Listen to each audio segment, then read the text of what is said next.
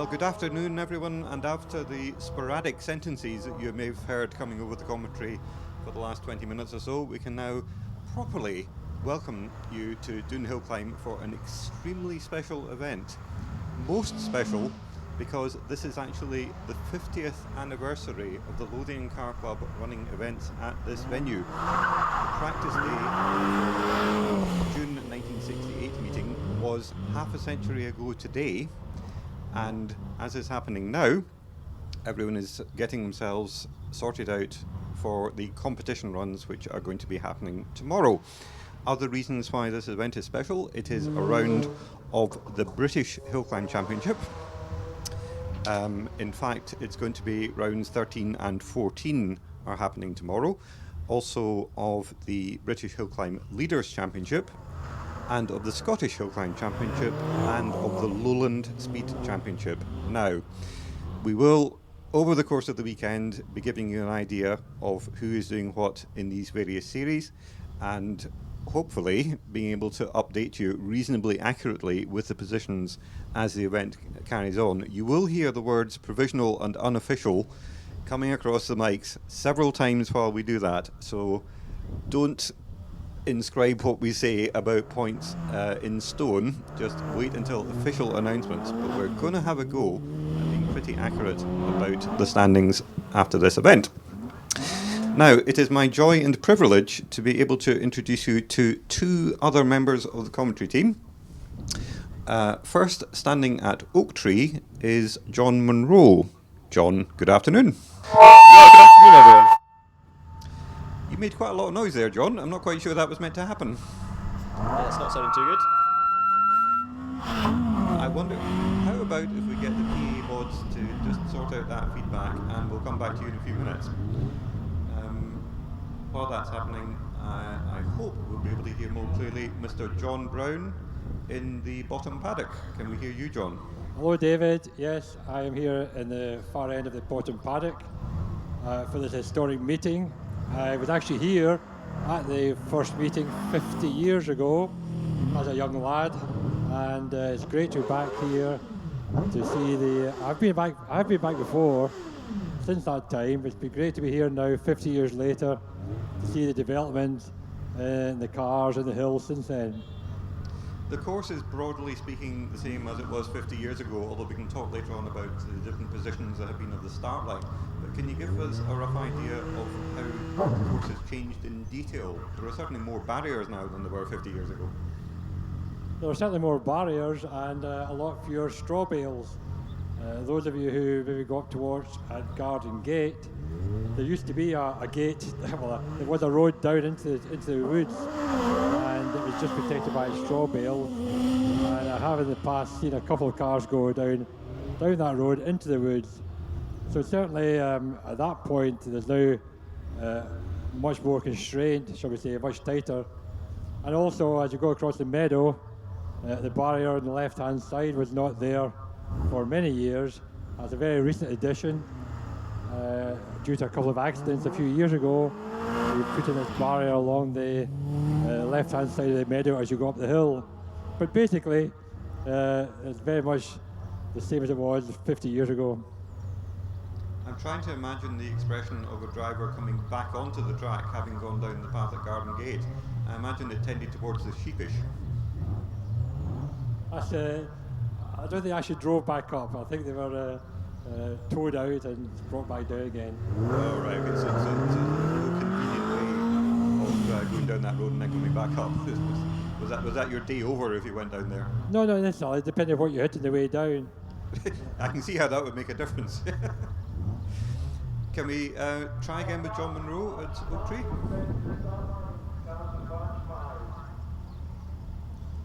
Perhaps we can't.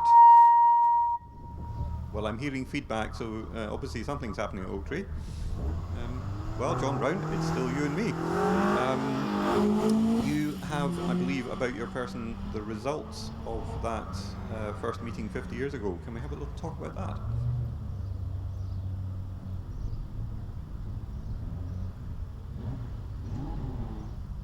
I seem to have run out of Johns here.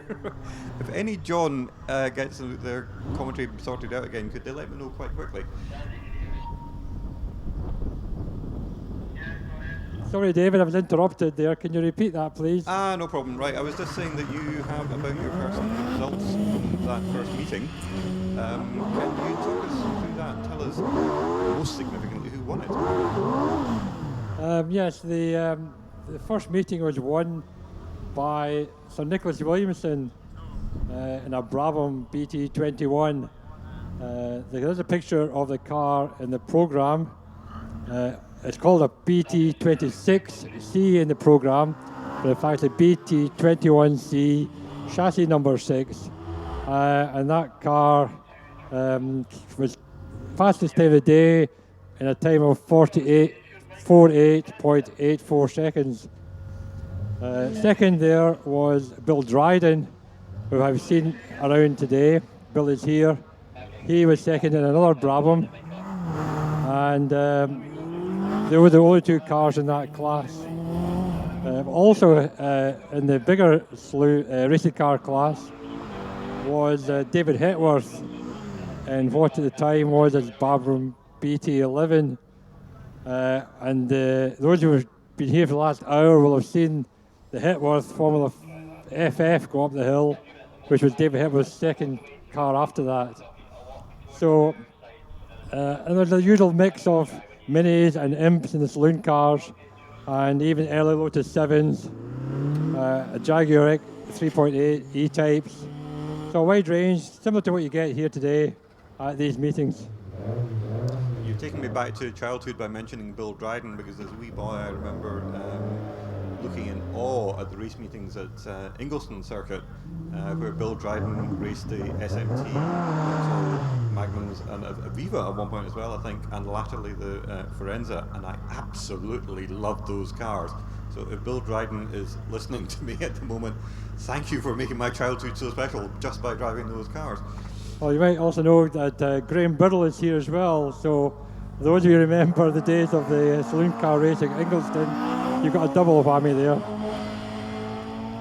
The more ex-Ingliston special saloon drivers we can get to this meeting, the better I'll be pleased.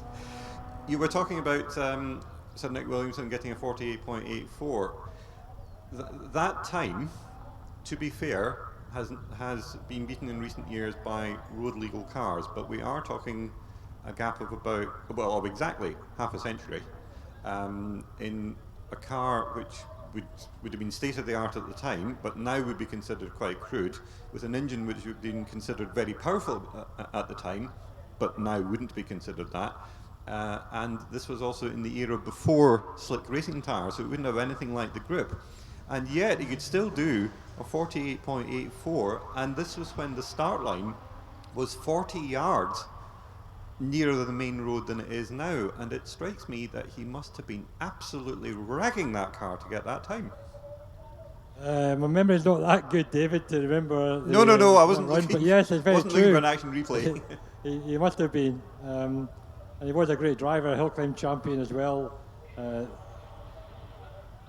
I think he won the British title 2 years later. Yeah, I mean, at the moment, David, there's a lot of radio interference on the tannoy system coming from the start line, so I can't really hear what you're saying.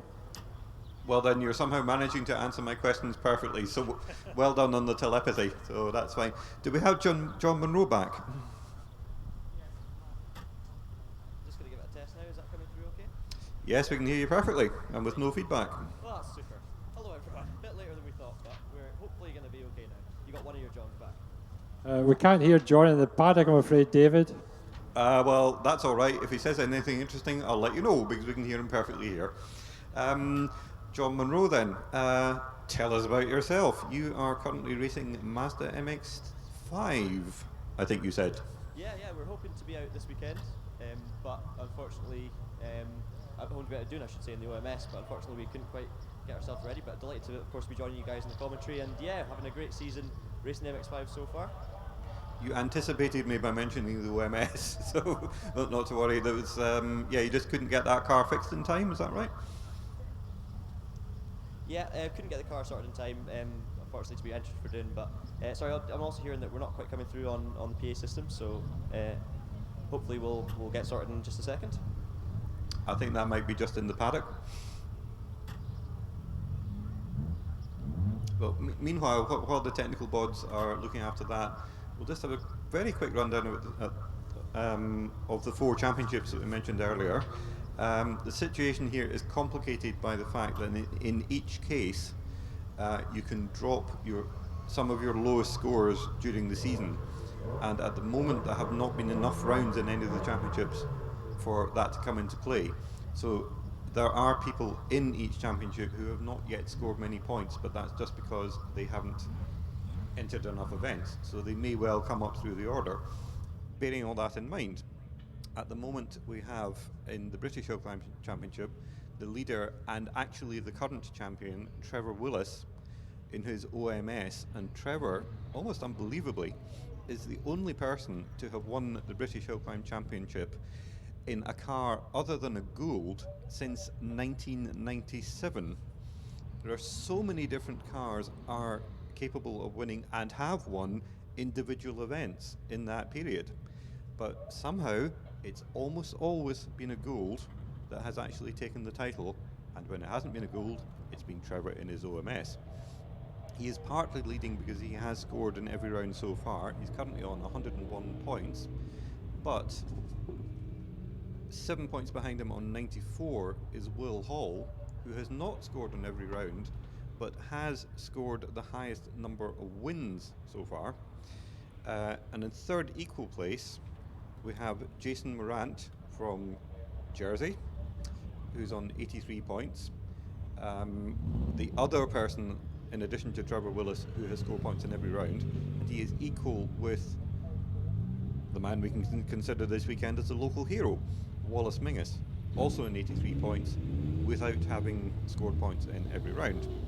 There is then the Hillclimb Leaders Championship, which, like the British, is co-sponsored by Avon Tyres and by Wind Developments.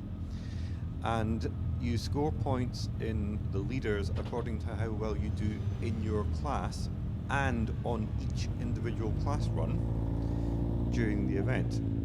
That is currently being led by Andrew Griffiths on 82 points. That's 1 point ahead of Les Much. This situation is a bit complicated by the fact that Andrew Griffiths went off on his first practice run this morning and has done quite a lot of damage to his car. And we're not sure if it's going to be repairable. I hope we hear that it is, but it was looking like a pretty big job when John Brown and I saw the car earlier on. Les Much has done 2 practice runs without any incident so far, so he's going to be looking to score points.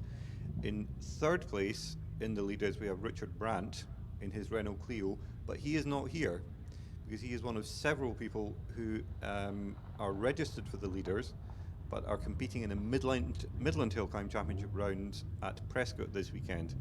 So he's in third on 76 points. He's not going to score any more this weekend. He will, of course, be coming back to the championship later on and will be looking to build on his points score significantly. Fourth place, Gavin Neat in his Peugeot 106. Gavin Neat is here. He's been performing extremely well so far this year. Jonathan Varley in the beautiful blue Predator, which we'll be seeing fairly shortly. He's in 5th place in 66. In 6th place is Robert Kenrick, who has been breaking 1100cc racing car class records all over the country in his GWR Raptor with the BMW 1 litre engine. He's on 57. He's not going to score any points because he's also in Prescott. The chap we have to look out for is Stephen Darley, who's 3 points behind Robert Kenrick, 54 points, 7th place, equal with David Warburton. We don't have to worry about David Warburton, he's at Prescott. Stephen Darley is here in not the car he was hoping to run this season, but in another Super Impreza, which he has borrowed from the very generous John Stevenson. Stephen almost certainly is going to score a lot of points, as long as he keeps it all together, which we very much hope he does. So it looks like Stephen should vault up into the top 6 this weekend. John Munro, if you can still hear me. Yeah, hopefully we're coming through this time. Yep, that sounds good. I think once the levels are should be good, but yes, should be ready to go, so yeah. Okay, well, the event has fallen into your lap here because it's now full of Mazda MX-5s. Here we go. Talk to us about Mazda MX-5s. Yeah, plenty of Mazdas out there. One of the strongest championships actually in the Scottish Hillclimb Speed Championship, also Lowland Speed Championship, Highland Speed Championship. All these different classes have a huge Mazda class this year, specifically racing against each other. And they've got a bit of an agreement to keep the cars very similar. We've got a lot of Mark 1 Mazdas and Mark 2s. The racing is phenomenal, I must say. We just saw the likes of Keith Rose heading up the hill there, Leslie Ann Schooler as well. There's a huge amount of them, and they've been so competitive this year. All very similar times, and of course, because you know the cars are very similar, you're going to have incredibly exciting racing, and every single event you've got different people on top, so it really is an exciting class this year. It's quite a charming class. It was formed about 4 years ago because there were people that got to know each other who were competing in other classes. And thought, this hill climbing is a bit of an expensive lark. And then somebody, whoever it was, said, well, why don't we try and change this? And they decided to pick a car which they could run cheaply. And the majority vote, presumably, was to go for the MX-5.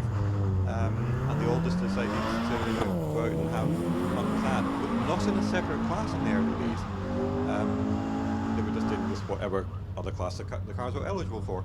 And it grew so much and became so competitive that they do now have their own separate class. And it is wonderful, as you say, it's remarkably close. Yeah, absolutely. Some of the key names to look out for in this class, Ross Glenn and Andrew Connell. Both of those guys have been fighting all year for top honours in the Mazdas. But yeah, as you say, the class has been growing fantastically. And as you say, it did start as well with everyone else, but they've kind of branched out and got their own class because it means they can control more of what they do. And I think everyone wants good, fair racing. And as you say, it's also very cheap. You know, it's one way to come racing. You can go pretty fast. These Mazdas have very good handling. Obviously, I've driven a few of them myself, mainly Mark III Mazdas, but I know especially the Mark I and the Mark II have very, very good handling, very personable cars to drive. So, you know, it's a great way to start motorsport, especially for young people coming up into it. The cars are affordable. You can really wring the neck out of them as you go around the corners. You can see some of these guys are absolutely on it in the Mazdas. So yeah, they're really exciting, good fun way in, and you can't really complain with that at all. Just as you were saying that, Ross Glenn came through the S's almost completely sideways. So that's no surprise to me. No, absolutely. And he's in what I suppose we could call the Western Bartonshire grudge match, because it's him and Andrew Connell, as you said. Now, those two were both under the class record at Forestburn last week. It's now, I think it's Andrew Connell who had the record, is that right? I believe so, but right, I also, being at Golspie a few weeks before as well, I know that they both broke the records there as well. And throughout the entire weekend, there was one of the most fantastic battles to watch in the entire field. We saw the two of them swapping times all the way through the day, and I believe they took one class win apiece over the weekend. So yeah, definitely exciting to watch. So far, Ross Glenn is the quickest. He's gone off in 52.96 seconds. I think that might be under the existing record. Because I think the record is at 53.81, although, and that's Andrew Connell, but he did previously do a 53.67 on a practice run, although that doesn't count. 52.96 for Ross Glenn isn't going to count either. Records only apply in competition runs. But 52.96, second time up the hill on the practice day. He is not hanging about, and in fact, Andrew Connell has also been under his own record with a 53.46. Yeah, it's not surprising at all as well from those two. They've been doing it all year, and the thing is as well, it's not just them. They've got some young drivers coming in as well, pushing them as well. So I think at every single event they're going to be really, really on it in terms of the records and looking to knock more time off, and they can really turn it on very quickly as well. We've noticed a lot of the time in first and second practice runs they can be under the records, so we're going to see a lot of them tumble through the year. And obviously the conditions look good this weekend at Doune. We've not had the best conditions every year over the past few, but I think the two of them plus everyone else in the class pushing each other on, yeah, looks like records could go tumbling. But as you say, it's only practice today, so I'm sure they'll just be wanting to get as prepared as possible for the timed runs tomorrow to be able to really give it a good go. Well, we know it's only practice. The way they were both coming through the S's, I'm not sure anyone's told them. I think they reckon they were absolutely going for points in this run. You're saying about conditions. I know it was wet earlier in the week, which is quite a good preparation for doing that. The track would clean up to some extent. And the weather conditions are fantastic today. So as rubber goes down on the track, it'll get quicker and quicker, and the forecast seems to be it's going to be about the same tomorrow. So I'm sure we're going to get an MX5 class record. I don't think that's going to be the only one. I think there are going to be other records falling this weekend. Yeah, it definitely wouldn't surprise me. I mean, I'm standing here at Oak Tree. The sun's out. It's a lovely weekend. We've got a bit of shadow under the trees. Obviously, some of the drivers were saying there was a lot of dust on the hill this morning and a wee bit of moisture, but you tend to get that with the early season Doune, especially the April Doune for the Scottish Championships. The track's always a bit greasy then, but it really does come in for this event. And you're seeing today it's coming there a wee bit. Still not perfect, but you can see the drivers beginning to feel a bit more grip, and the sun's definitely going to help all of that. Hopefully the dust clears as well as we go through the weekend. Absolutely. April was the April meeting does seem to be a bit awkward. Because I think people often coming along to that event saying, well, it's fine in September, it's going to be fine now, but it usually isn't in April, so it can get a little bit exciting. We're now incidentally into the period sports racing and racing cars up to 1971 class. Now, having heard that, you might look at your program and say, if it's up to 1971 class, what in blazes is Alistair Sutty doing in a 1972 silver? The answer is this is not actually only an up to 1971 class. It's amalgamated with a 72 to 85 class. That's the one that the silver qualifies for. So just in case the words dirty, rotten and cheat were passing through your mind when you saw 1972 in the program, no, stop that. Behave yourself. It's all perfectly legit. I'm glad we clarified that one. I would never have spotted that one. It was just in case anyone was going to bring a lawyer in, you know. We just incidentally had Ian Mitchell going past in his Vauxhall Nova. A Vauxhall Nova which has been around for about 25 years in different hands. It started out as a circuit racing car, and it's now doing hill climbing. Ian Mitchell, as well as being a competitor at this event, is also one of the paddock marshals at the bottom of the hill. So he's having a very, very busy time. Speaking of bottom paddock, John Brown, can you hear us? Sorry, David, I'm a bit of trouble down here because there seems to be an open mic. I'm not sure whether it's John at Oak Tree when he's still talking to you, and a car goes past. It tends to drown out the sound of John's talking. That's fair enough. They are just about running over his toes as they go past. So if from now on we hear a pause from John Munro, it's because the car is going straight past him. John Brown, you're going to be chatting, I hope, to various significant characters over the weekend as you catch them in the paddock. Are you within easy reach of any of them at the moment? I hope to chat to a few people, yes, over the weekend. Excellent. I'm within easy range of Trevor Willis, if you want to have a quick few words. Trevor, could you say hello to your fans out there? Do you want to say a few words to your fans out there? Trevor Willis, current HillClimb champion, currently leading the championship, back again at Doune. One of your favourite hills, or one of the ones to be suffered? Oh no, they're definitely one of my favourite ones. It's a fantastic hill to drive, so demanding and so rewarding when you get it right. Well, last year, or a couple of years ago, I seem to think you had a slight off at Oak Tree, because that's always a very demanding part of the circuit. It's very narrow there, and these cars are pretty wide down that part of the hill. I think you need to narrow it down a bit. I've had that many offs here. I've probably broken 8-10 wheels in various accidents over the years, and so yeah. It's just so tight. You make a tiny little mistake, the back steps out, you're into the barriers. So when did you first come here to climb? Can you remember that? Obviously, did you come here in your Westfield many years ago?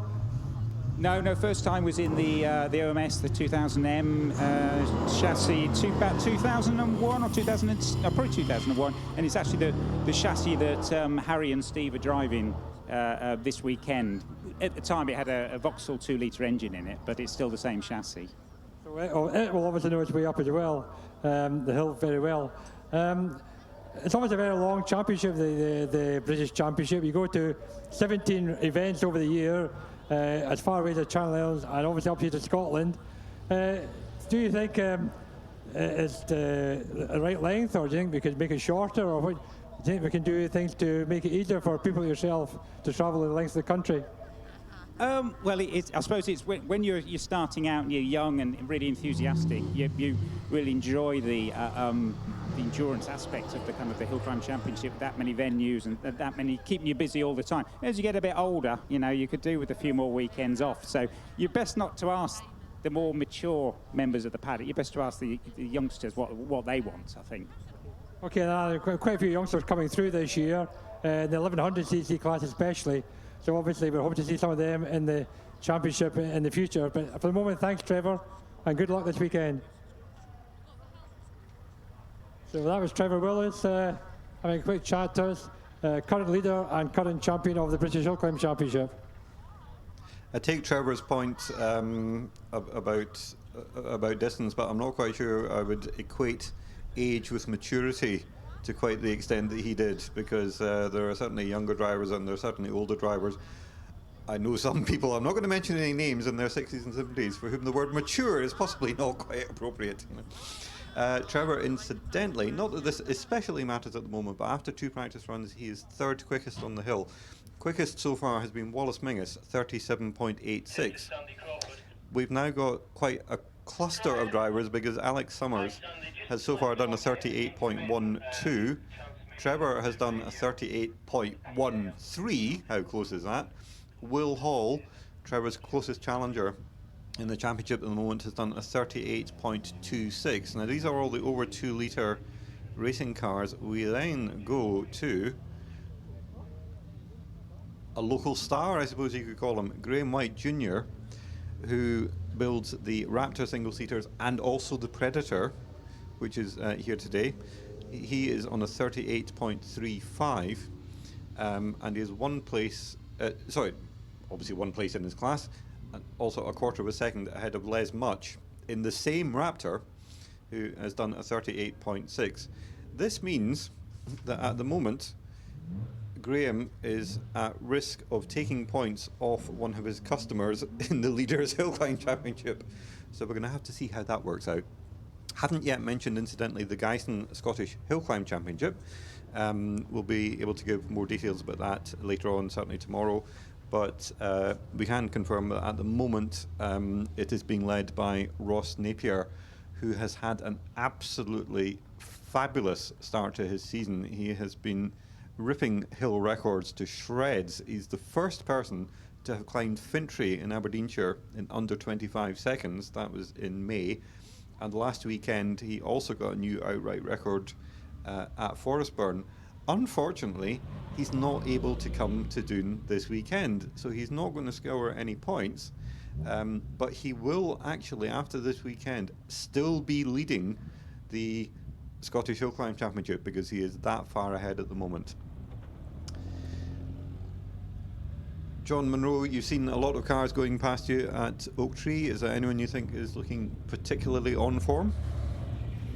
Well, I think some of the Mazdas were really pushing on. I definitely saw, I believe it was Murray Napier, and the Mini looked really quick as well. Those guys are definitely getting used to their NBR Mini and looking really strong. But gorgeous car. To be honest, so far it's been more of a practice session for us trying to get all the technology sorted to be able to look at any cars. But no, hopefully now that we get settled down into things, I'll be able to keep an eye on some more entries and see how we get on. But yeah, so far all the drivers have been pretty good. Some of them have been quite careful through Oak Tree. But a few in particular definitely pushed the boundaries already, should we say. Just noticing car 132, obviously the batch coming back down the hill. I believe that's John Albiston in the gorgeous Lotus 23B, and that's definitely a car for the spectators to keep an eye on. One of the older cars in the field, gorgeous to look at, very wide, makes a great sound, and it just looks fantastic going up Doune Hill. It looks like it should be, I was going to say a museum, that gives the wrong impression. It should be in an art gallery. It's such a beautifully presented car, and yet it's not being treated like that. He doesn't half shift up Doune with that car. We've seen at the end of that batch several cars which we're about to see again being driven by other drivers. Any car that you see going up the hill with a 3-figure number where the first figure is 7, that's a double-entered car. And it's essentially the second driver, or the people who have been nominated as the second drivers are actually going first. I know, but that's just the way numbers work. We're now going into the first proper batch, if you like. which means we're going to be starting off with road-going series production cars up to 2000cc. These are the closest to standard, and you are actually allowed to run a completely standard car in this class. I know because I've done it more than once, but a lot of the other cars that are competing are pretty highly developed, possibly above all Jim King's Renault Clio, which is running at number 19, so we're going to see him in about 8 cars from now. Unfortunately, we don't have car 11 in your programme, which is Jim Sugden's Cox GTM, and I'm rather annoyed about that, because the Cox GTMs are absolutely lovely, and I was looking forward to seeing it, but I'm not going to. So the first one should be Lee Kessel in his classic Mini. Did you see that in the paddock, John Munro? No, I haven't actually had a look yet, but I'll be seeing it very soon, hopefully through Oak Tree. I think you're going to enjoy it. It's a very, very pretty car. Yeah, it's a great class as well, this one. Very popular as well in the Scottish Championships. Obviously, you mentioned Jim King in the Renault Clio 172. Jim's been absolutely flying this year and the last few years, actually, really getting to grips with that Clio. And Golspie was very close to the class record again in Class A2 there. So he's also got the record here with a 50.94. So I wonder if we'll be seeing that tumble tomorrow. You've also got Ronald King in another Renault Clio, Brian Rolton in another Clio as well. And Brian's daughter Laura is also racing here in a Corolla. You've also got the likes of Peter Locke in the Mazda RX-8, who's a perennial competitor here in Scotland. He's always around the paddock, a friendly face you see, and yeah, it's fantastic to see him push that RX-8 to its limits. So yeah, a lot of quick cars coming up in this class. It's quite an exciting one considering it's the A classes like on the field. The one car you won't see coming up this afternoon is number 14, Stuart Lugger. He had an issue with his gearbox shafts and he's leaking oil, so he won't be up this afternoon, but he's hoping to get it repaired for tomorrow. That's number 14, Stuart Lugger. Well, best of luck to Stuart. You mentioned Laura Rolton there.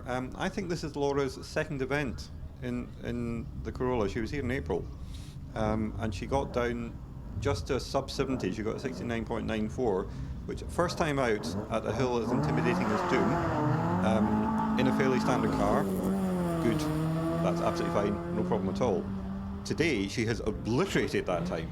She's solidly into the 63s, so she's really getting used to this place, and that, I think, because there are other people. I wondered if Laura might possibly get close to Laura Ramsey and David Grubb, who at Forestburn last weekend were incredibly close. Laura won in the wet on Saturday by 0.06 of a second, and then David won in the dry on Sunday by 1/4 of a second. And I actually thought those two were going to be duking it out here, and Laura Rolton would be hoping to catch up. Well, Laura Rolton has actually vaulted ahead of both of them, so she is definitely doing something right.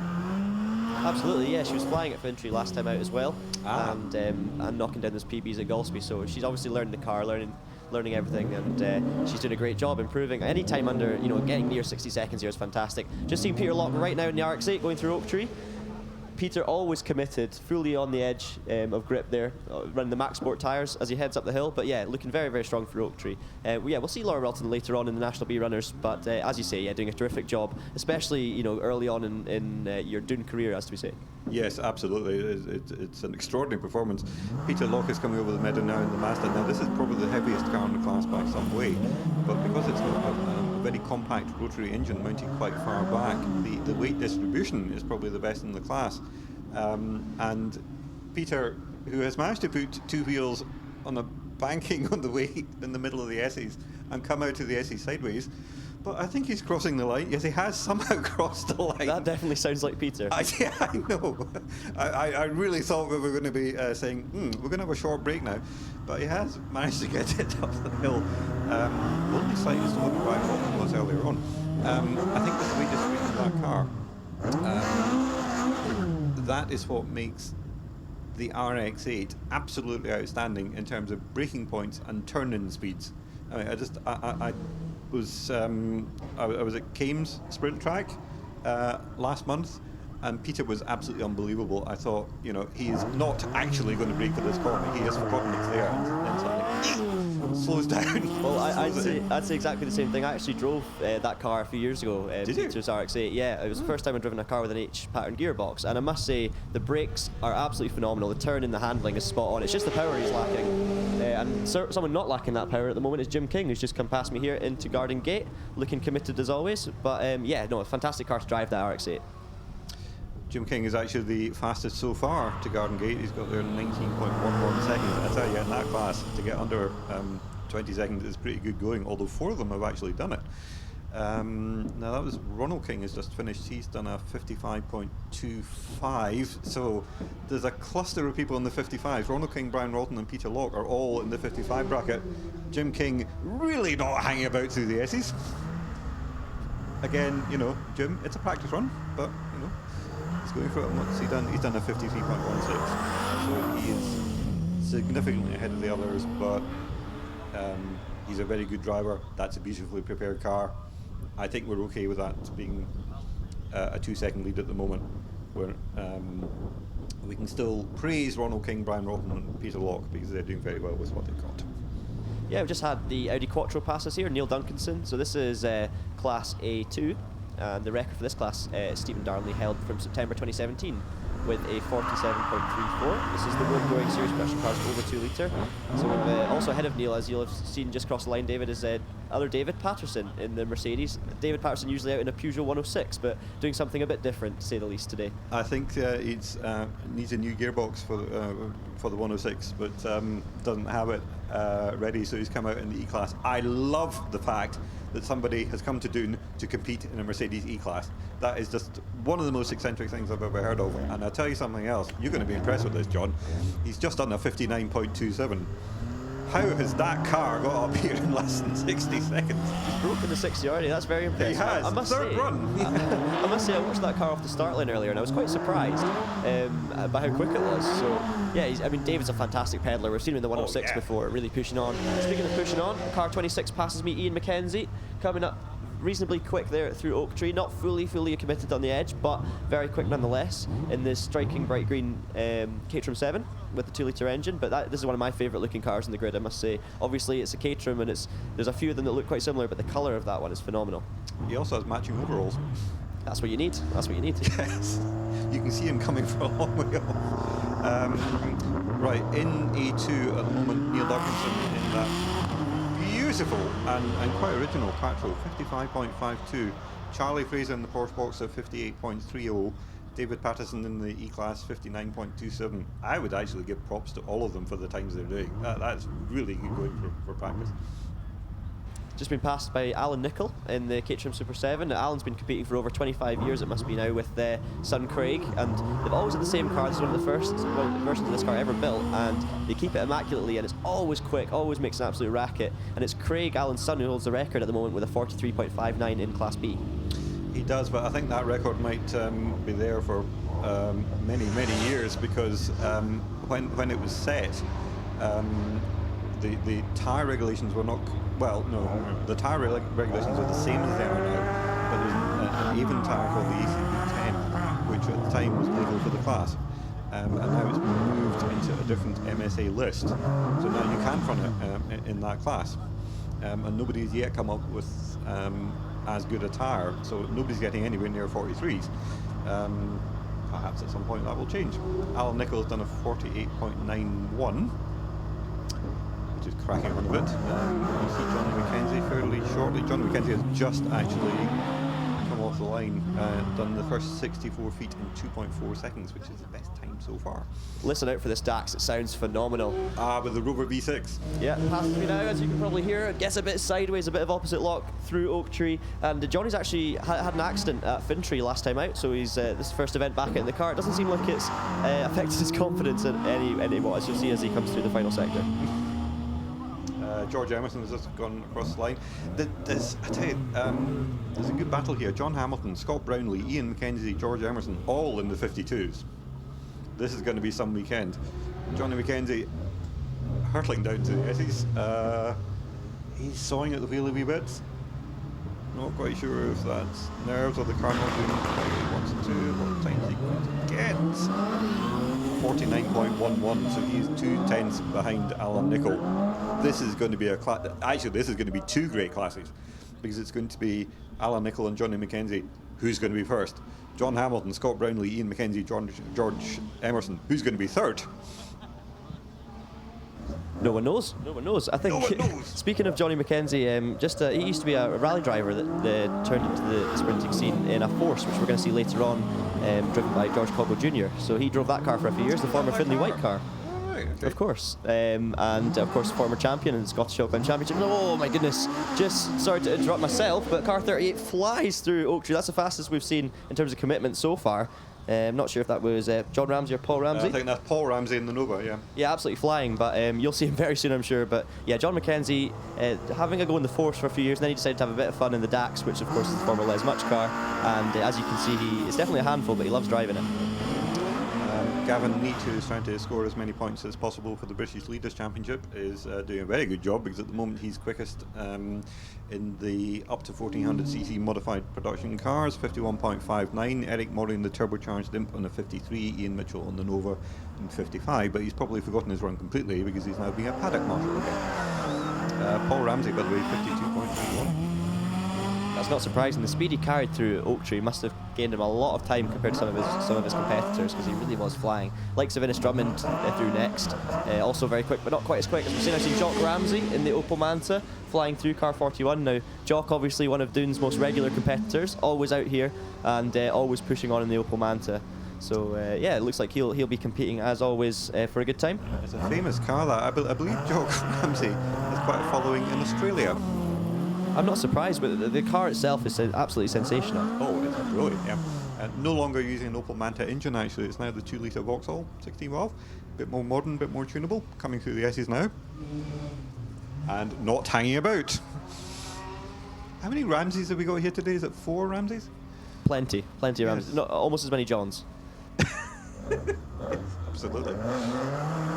We've also seen Stuart Reid just pass me in the Peugeot 205, sharing with his dad Alan. It's a nice little car, that. Oh yeah, and those two absolutely fly in that car. According to the programme, Stuart's actually carrying 2 more CCs than Alan, so I'm not sure if that's psychological advantage. But we've also seen another 205 just pass us, 43. David Adam, who at once, as well, absolutely flying in a 205. Those two cars are both fantastic. Definitely worth a look when you're in the paddock, and they put in some phenomenal times as well.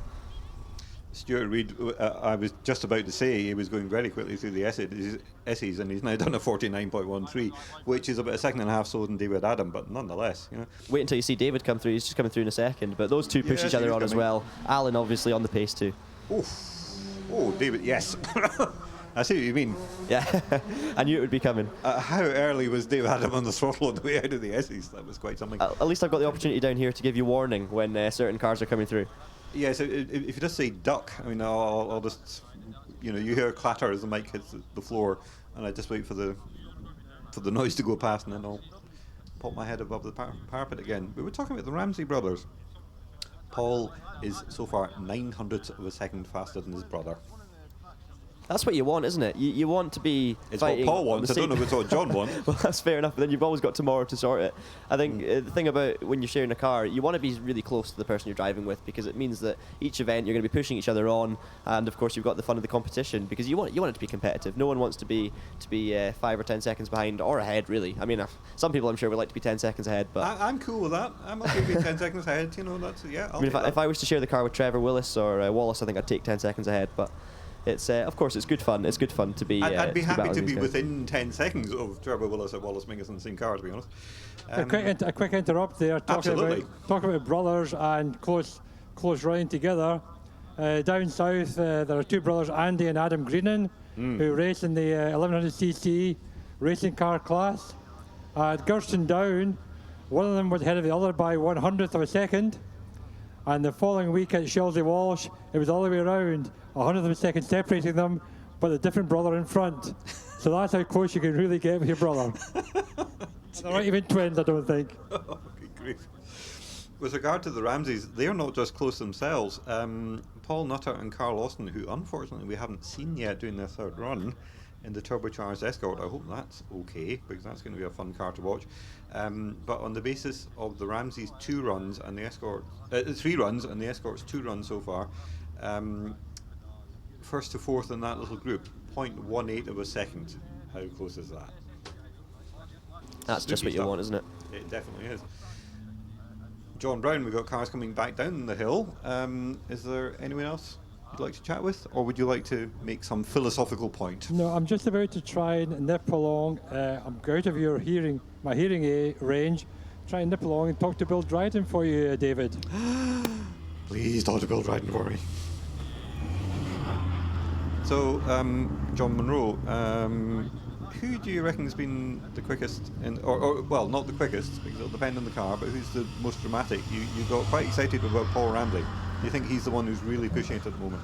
Well, so far, from what I've seen, there's been a few. Paul Ramsey was very, very quick, as I saw. He really hanging in the end. I must say, Jock Ramsey as well in the Opel Manta was quick. David Adam in the 205. I mean, we see what times he can manage. Obviously, the class record holder as well in C2 with a 46.52. So there's some examples. And he's in the 47s already, actually. Yeah, so he's pretty close. And obviously, you've got the whole of tomorrow to really make it count. Peter Locke was also pretty quick. Must say, there's so many of them. That's the thing. These drivers are really pushing on. Obviously, first and second practice tends to be a wee bit more tentative, but by the time you get to the third practice runs, you really do want to be making some headway and learning exactly where the grip lies. And yeah, it's great to see. I mean, obviously, I'm sitting at one of the best spots in the UK to watch the racing. So you are. Yeah, it's fantastic. Different drivers seem to have different views about practice. I mean, I know there are people who utter the phrase. There, John. I've got Bill Dryden here. Fantastic. Bill, famous, probably most in Scotland for driving the SMT Vauxhalls in the past, but Bill also drove for a number of years a single-seater Brabham. Not many people remember that, but he drove here at the very first meeting, and I think you came second, Bill, is that right? Yes, I arrived here and parked the car next to a chap who turned out to be Sir Nicholas Williamson, and he had a butler helping him, and I thought, oh, there's no problem here, he does stutter and everything else, but he went up the hill quicker than I did. Yes, I mean, Nick was a very fast pedaler. He became British Hillclimb champion. How many years did you yourself compete in hill climbs? Well, I started, and the rest be thankful, in a VX490, and that must have been in 1961 or 62.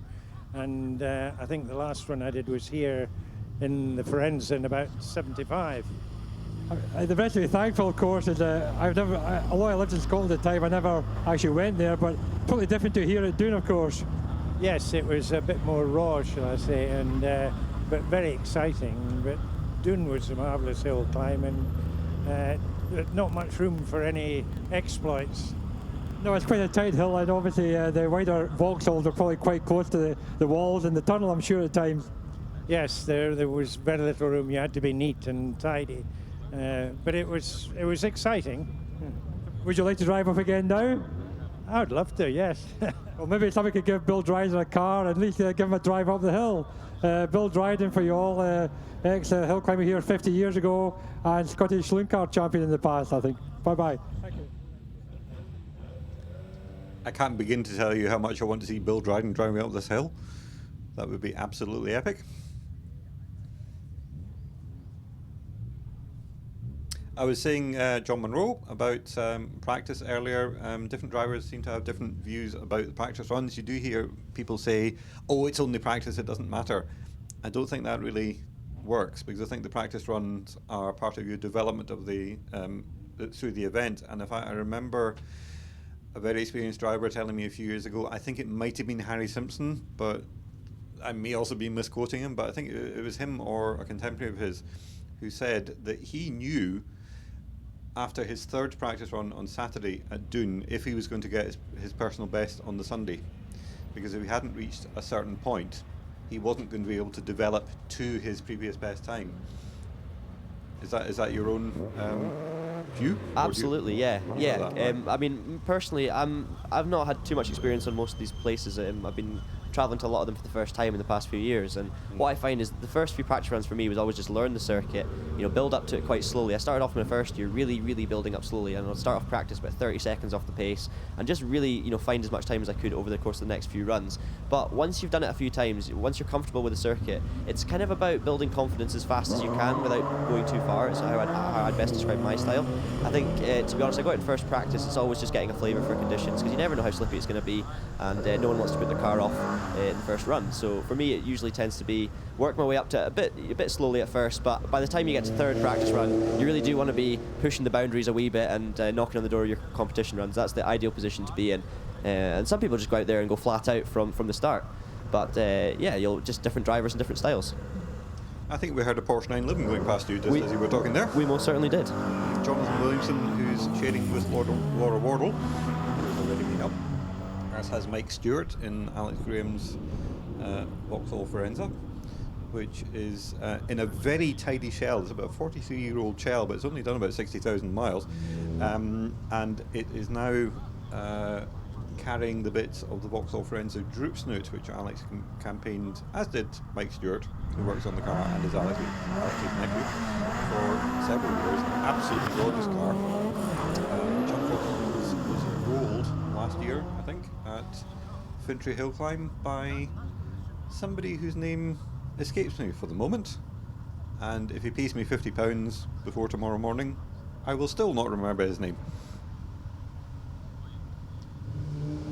Alex Graham, who has now done something like 1,000 runs at Doune, having competed here solidly for 40 years, through the Essies, and records a 58.07, which is his best time of the weekend so far.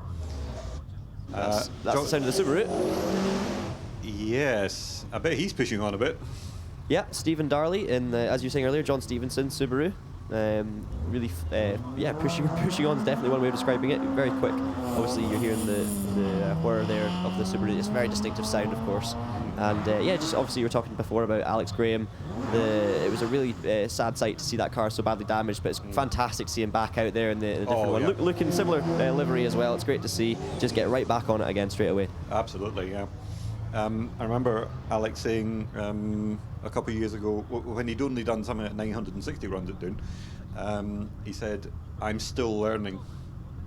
Every time I come to this hill, I find out something more about it." And for somebody who's been at it for 40 years, that really shows how intricate hill climbing is and how much of a mental sport it is. Yeah, and it's funny when you're driving these kind of places, you could do a couple of runs and sometimes you just get to this point where you think you've found it all, you think you've got all the pace, but actually you go out the next run and you find another second and a half and you don't know how you did it, and you watch it back and you go, okay, I see there was more time there, but there's nothing more now. And then of course after the next run you find another second and you go, okay, there was some more time. So yeah, you're always learning. Obviously Doune's a special one because it's quite narrow, but there's a huge amount of different lines you can take at Doune, different ways of doing it, even though it seems like you're on a railway track at some points. So it's fantastic to hear Alex obviously still learning after many runs, should we say. Absolutely, yeah.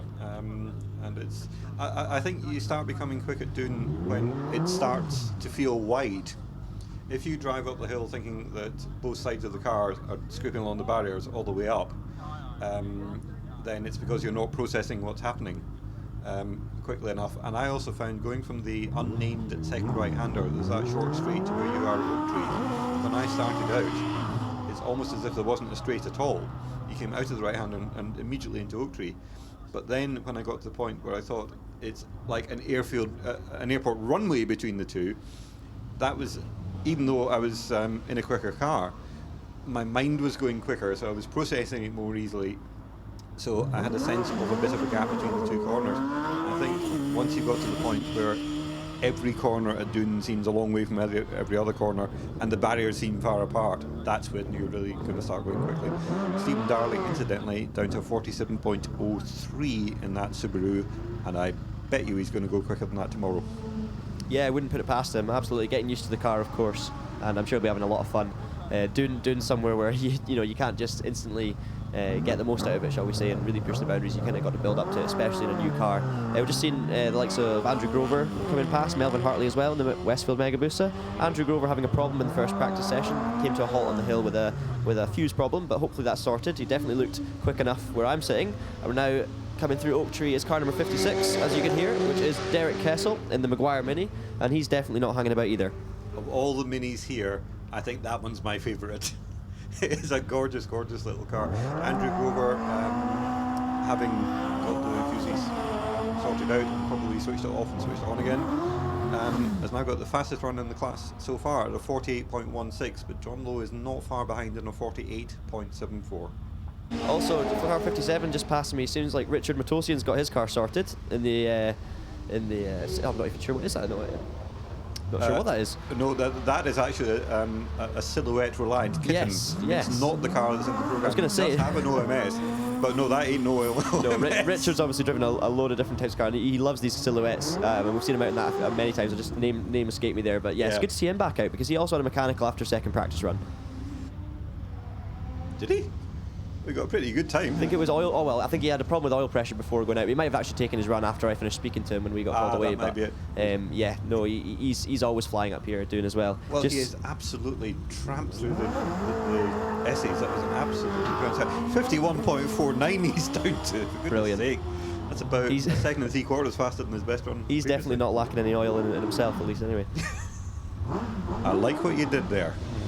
So that's 59 now passing me as well at Oak Tree, which is Rory Napier. We saw Murray flying past us earlier. This is the 1 litre. Oh, that was Murray actually, by the looks of it. But both of these guys are very closely matched as well, the two brothers, and another exciting mini to look at. It's Rory on the hill at the moment when Murray has already set a time. Yeah, that first time was right the first time. Yes. Well, when we were in the paddock, the timekeeper's office at lunchtime, I think they were concerned that the times were the wrong way around.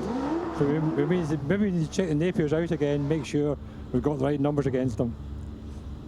They've probably done that deliberately to trick us. Same as the Vauxhall Magnum in the programme, Alex Graham has swapped numbers with Mike Stewart. So just to confuse you as well on that one. I don't think he's necessarily the one that did the swapping. I think he was swapped. Well, yes, but I mean, you know what I mean. Yeah. Don't be picky. Yeah, well, sorry. I hope you enjoyed the interview with Bill Dryden, David. Oh, yes. Unfortunately, he won't be here tomorrow, so if you want to meet him, you have to come down the hill this afternoon, but you probably won't have time for that. I almost wouldn't even dare, and I just can't really speak because I'm now lost in memories of the SMT Vauxhalls. Brilliant. Stuart Sugden has gone up in 43.89. That's the quickest time so far in this class. But saying that, Brian Beverley's on the hill. So that could all change. Oh, very sideways out of his spray. In a very Brian Beverley sort of manner, actually. He can't possibly know Stuart Sugden's time, but it almost looks as if he does. What's he going to get? 44.41. So not quite as quick, although he has found nearly a second and a half over his previous best time, so that's all right. Definitely worth noting the class record in this class, held by Brian Beverley, June 1988. Actually, no. Brian said earlier on, that's not right.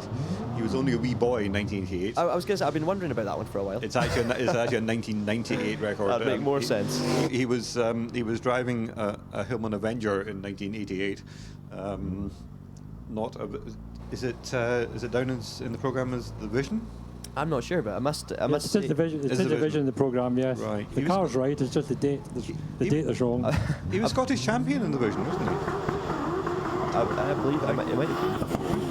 But one thing I will say is it's been the record. I've been wondering about that record for many years now, so yeah. that makes a lot of sense. But still, 41.08 in any car, any year is a good time. There is actually a time in a class which doesn't exactly exist anymore.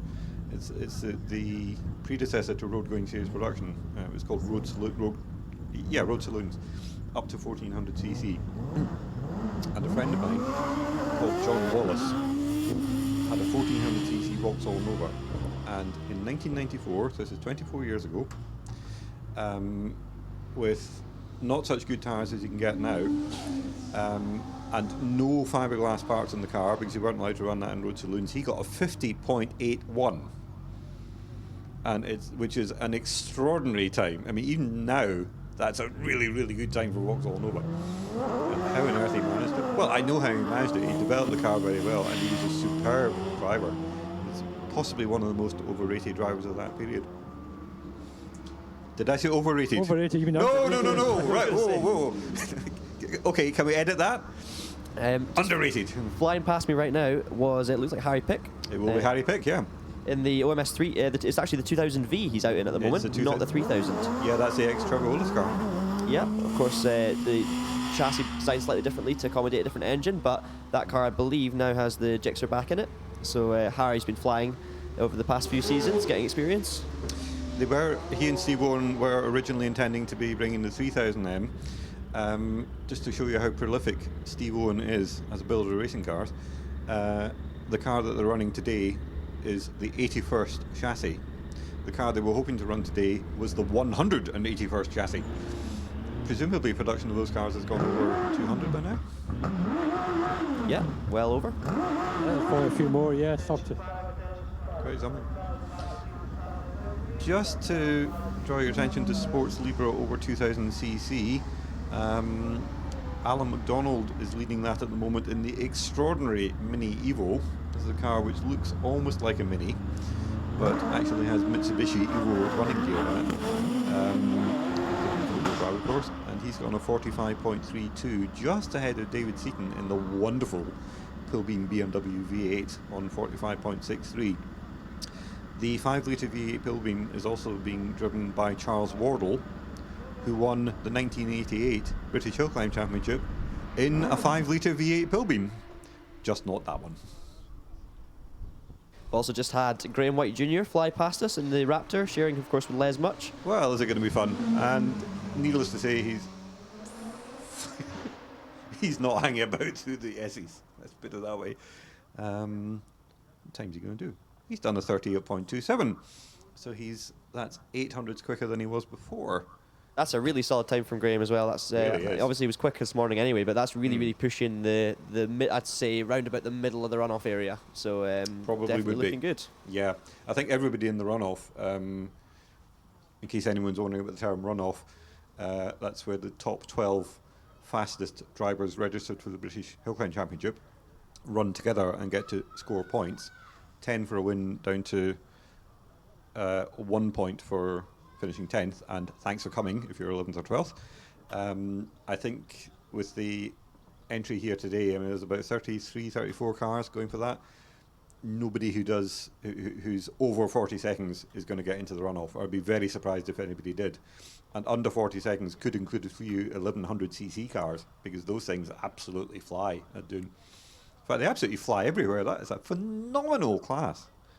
Yeah, it's been growing over the past few years hugely. Oh, yeah. Obviously, we've seen the likes of Rob Kenrick moving the bar forward in that class recently with the BMW engine. But apart from that, we've had so many cars come in, especially with the GSXR engines, and the development's been fantastic. In Scotland, that class was always one of the strongest, it must be said. And it's great to see that the numbers now going up so far all over the UK. And with the likes of the last event, I believe there was about 22 or so cars in the class, which I think is just fantastic. I used to run in that class as well. Made my debut in a OMS 2000M in the up to 1100 class, and I must say the thing about those cars is they're not so quick that they scare you too much. You can control. Everything's very controllable and drivable, but at the same time they're quick enough to definitely give you that adrenaline buzz, and also they're so pointy. You can really feel the car very well. You can point exactly where you want it to go when you turn in. It really does feel like you're driving something. You feel part of the car as you drive it. You can really drive it with your head, and you know exactly where it wants to go, and it'll do it for you. So yeah, they're really great drivers cars, the 1100s. The only thing is, of course, when you start pushing for runoffs, you do wish you had a wee bit more power to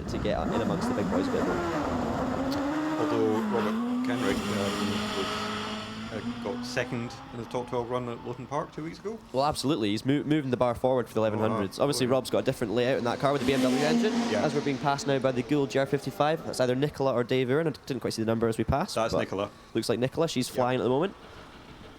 This is pretty much the go-to car for British hill climbing at the moment. A Gould GR55 with a Nicholson McLaren engine derived from an IndyCar Cosworth V8 engine. There are so many other cars you could run if you wanted to go for the British Championship, but if you picked a GR55 Nicholson McLaren, that nobody's going to say you made the wrong decision. It's a safe, reliable car. To score lots of points in. Absolutely, a stalwart of the championship over the past number of years now. It's been around for a long, long time, and they're still right up there, competitive every single time. Yeah, I mean, the last car to win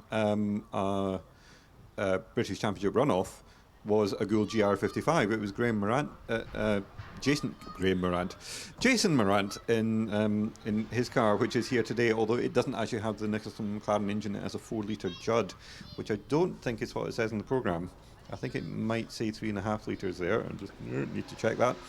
If it does, that's not right, because it is definitely, unless he changed it in the last 2 weeks, it is a 4-litre engine. Definitely a 4-litre Judd. It's the ex-Royal Lane car. It's chassis number 2. I mean, the GR55, yeah, the chassis number 1, which is run by the Calderton Sprinting, that car is now 15 years old. So, it's still going strong at 15 years old. Pretty indestructible. I think the last one was built in 2005. So that's only 13. That's still 13 years old. Yeah. Indeed, that's the one which Alistair Crawford, I think, was last driving. Yeah, that's the one. Yeah, it hasn't been out for a couple of years, though. I don't think. Well, Alistair works. Just difficulty finding time. Even 2 years ago, Alistair was quite busy working. He worked in France, and he decided to give it a rest. A couple of years ago, he did a few rounds, and then last year he decided not to do any at all. So the car is probably still with him, but it may appear in future when his working life maybe calms down a bit. Well, let's hope so, because I loved seeing that car out, and I loved hearing it, because that was it was still the Nicholson McLaren engine, but it was only a 2.8 litre, and it revved to something like 14,000. It sounded absolutely brilliant. I mean, there's a lot of really good sounding cars in this sport, but that was really one of the highlights. 1100cc class catch-up, incidentally. We've already got a sub 40. Steve Marr has done a 39.55, which is comfortably the quickest in the class so far. That's the PCD Saxon, designed by Martin Ogilvie, who also designed the Predator and the Raptor, both of which Graham White slightly modified, but they're essentially Martin Ogilvie designs. The PCD Saxon weighs less than 300 kilograms with Steve Marr sitting in it. It is an extraordinarily light device. One of the weight saving measures is it actually has 3 stud wheels, where surely everybody else is in at least 4 in a single seater.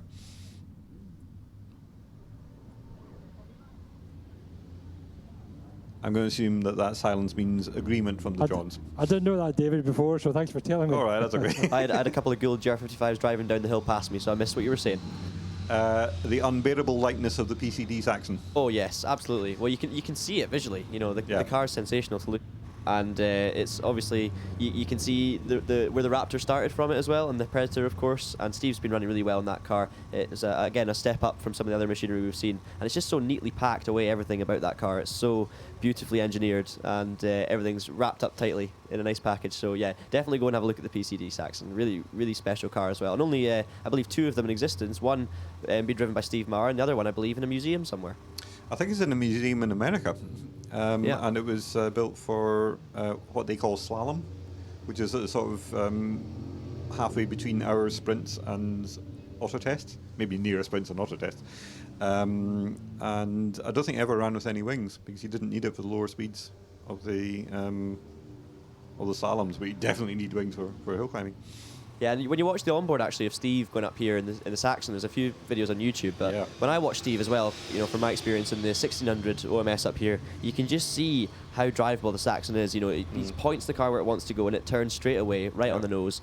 You see the front end grip's phenomenal. It looks, even in the straight lines, because of the lightweight nature of the car as well, it really does shift, and you can keep the momentum, especially through Oak Tree and Garden Gate. You can just see how much speed he carries through the apex of the corner, and it makes such a big difference coming to the top of tunnel. He always makes up the time through there.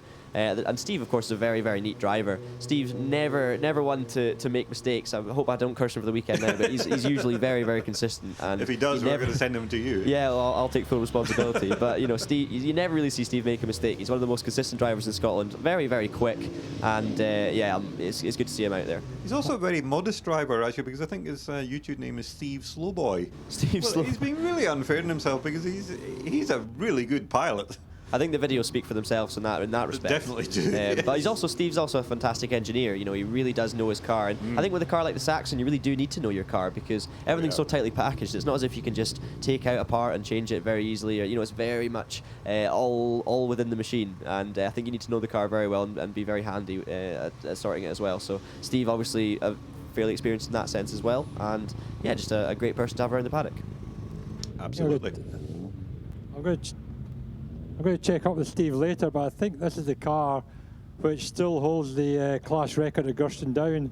I can confirm that it does. Barksfield. Yep. And that's about 10 years at least, that record, or maybe longer. It's from 2004. So that's 14 years. 14 years, unbelievable. And, you know, I think we can probably say that Robert Kenrick has been at Gurston in the last, well, he has been at Gurston in the last 2 years, but never actually had a timed run, an official timed run. So it could well be that if we get Kenrick there in August, and he gets a timed run, that record could go at long last. But even if it does, the Saxon had it for 14 years, you know, so you can't take anything away from the design of the car. Well, certainly not. Certainly not. So, you also have to be quite petite to drive the Saxon, I think. I mean, I'm sure I couldn't fit in it. John Munro, I'm not sure you could fit in it either. You're probably too tall. Certainly not, no.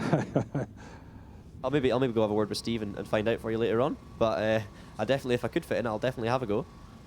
Yeah, just don't get stuck. Well, good point. In my head, I'd probably look like Noddy driving up the hill in the Saxon. But yeah, Steve's quite a slight guy, and you know, you can see the car is just you know, beautifully shaped around everything. You know, I don't know the exact perfect way of explaining it, but it's just stunning. I think just stunning will cover it. I will go with that. Let's say just stunning. Not long now, hopefully, until we have the next set of cars, which is going to be one of the quickest batches, actually. Yes, and I think Will Kerr is going to be first up the hill in the 750cc turbo-engined car. I say car, obviously I'm now searching around to see what car it is. It's here somewhere. The OMS! How could I forget an OMS? I don't know, an OMS, Empire, or a Force. So you've got a choice of three, basically. It could have been a DJ Firehawk. Or it could have been an Image or a Megapin. Oh, right, okay. There's so many cars in this class. First car back up the hill now, David. We've got the Force, it looks like, of, I believe that is, oh, looking at the wrong side. I'm not ready for that one. I thought it was going to be Will Kerr. It's not, it's Jack Cottrell. Jack Cottrell, yeah, definitely. So where's Will Kerr gone? Maybe he'll be up shortly. I think obviously they had the first of the two drivers there before, so maybe they're still doing the changeover. Yeah, they're still changing over, I think, at the far end of the paddock. That's right, because Ben Hamer has done his run, so yeah, that'll be it. Yeah. Keith Weeks probably going past John Munro now in the Image. That's not by any means the most high-tech car in this class, but I've seen it on the hills before. Keith Weeks drives really, really well. Yeah, Keith's a phenomenal peddler, and you know, he's worked away on that car himself. It's a very old car. It used to be a Formula Ford car, and he's just worked every single bit out of that he can. Obviously, it's not going to be able to compete with the likes of Kenrick and the modern machinery, but Keith has a blast doing it, and he's a wonderful guy, really, really is, and he does a fantastic job with that car. Drives it really well. He also scored a point at Craigantlett this year in Northern Ireland. He went across to Northern Ireland, took part in the championship rounds, qualified for a runoff, and came 10th. So he has got a point in the British Championship. It's gone quiet up here. We haven't seen the Image. I think, now I'm looking through trees here, but I think Keith Weeks has stopped at the top of East Bray. Oh dear. Yeah, might have done so. We've got the red flag out anyway. So he was definitely well through the middle part of the circuit by the time there was a stoppage of any kind. So yeah, hopefully just a mechanical issue or something there for Keith. But that's a real shame. I think it is, because it just rolled forward a little bit there.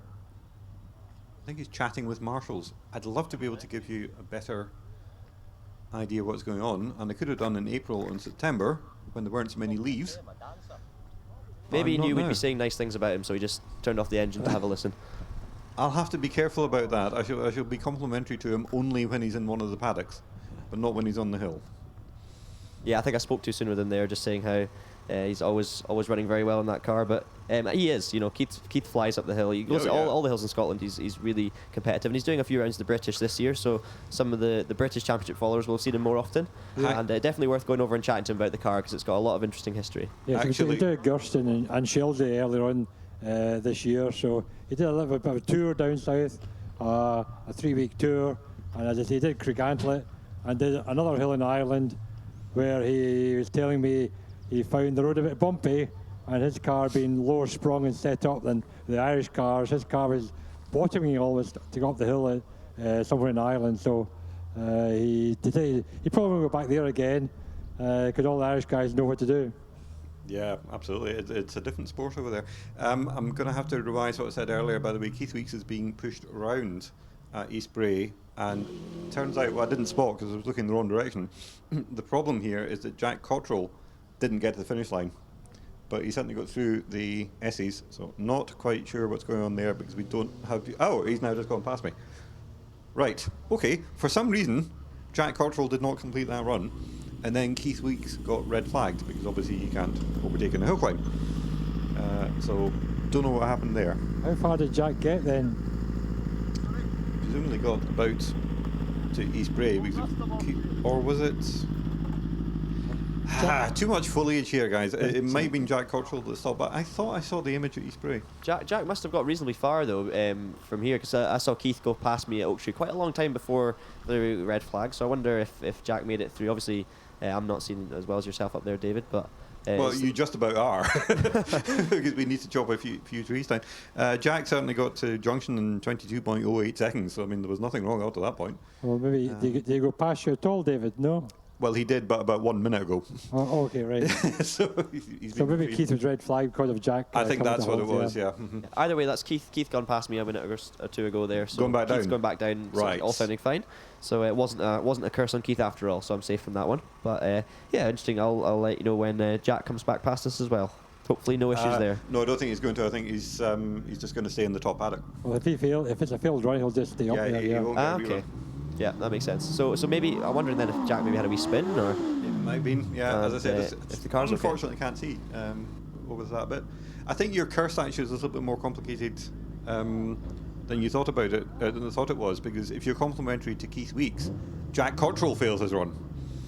Okay, so there's some 5D Sudoku going on here that we need to think about for the rest of the day. We'll bear that in mind, or we'll just not bear that in mind. Oh, we might also not bear it in mind. It's a bit meta. We've got a car off the line anyway, you two, so prepare for car coming up. That's Keith Weeks definitely on his run now. Car back in the hill. Yeah, it's Keith. Yep. Quick through Oak Tree, very committed as always. You can see the car lacking a wee bit of the downforce that the modern machinery has, but Keith hanging it out as usual. Nice line into Garden Gate, a little bit tight on the entry, but looking good as he exited. Funnily enough, he's actually slower on this run than he was before. He's lost about 3/4 of a second up to junction, and don't know why. Maybe his mind's just a little bit scrambled by having to try this again. Let's come into the message now. Very smooth. He just... That is how to drive a car. Yeah, that image always looks really planted. And we're now seeing car 69, I believe, past us. So that is Tom Graham. This is obviously Tom and Colin Graham, not related, but both good friends, been competed for years here at Doune. And this was Tom in the Megapin, which is also a yellow and black car. And we'll see Colin through soon, another yellow car, an OMS, but he's through next after. It's quite a battle shaping up here, because the personal best of Keith Weeks and Tom Graham and Colin Graham are all within about half a second. So, you know, if they're all on it this weekend, that's going to be... it'll probably be a midfield battle in the 1100s, but that's fine. We like midfield battles. And I think that's all those cars will have in them in terms of the top machinery in that class. So for those three, they always love coming here and having a battle. They're always really close, as you say. Yeah. Tom and Colin, you never know who's going to take the honours between those two. Colin just passed me there in the OMS, looked a very similar speed to Tom, actually. So we'll see what the split. So you've got the times up there, obviously, David. Well, I do. Interestingly enough, Keith Weeks, after I said he was a bit slower than he'd been in the previous run, he was, but he got to the top in 45.94, and Tom Graham's done a low 47. And Colin Graham has done a 45.61, so he's actually now ahead of Keith Weeks. Provisionally, obviously. I mean, these do not count towards the above. You will just have seen Dan Gumbly, and you're just about to see Simon Fido. So I didn't see him for long. You probably didn't. He was here and gone. Very, very quick, very committed from Darren. He got really close to the wall on the right, and there was Simon Fido now in the Empire. You're not using quite as much of the track in terms of being close to the wall as Darren Gumbly was, but still just as quick. Obviously, that Empire Wraith, a fantastic looking car, really different to the rest of them, but it flies. Slightly quicker to Garden Gate, actually, and Simon Fido also broke 2 seconds for the first 64 feet, which he meant he accelerated along the track slightly quicker than he would have accelerated if you had dropped the car off the edge of a cliff.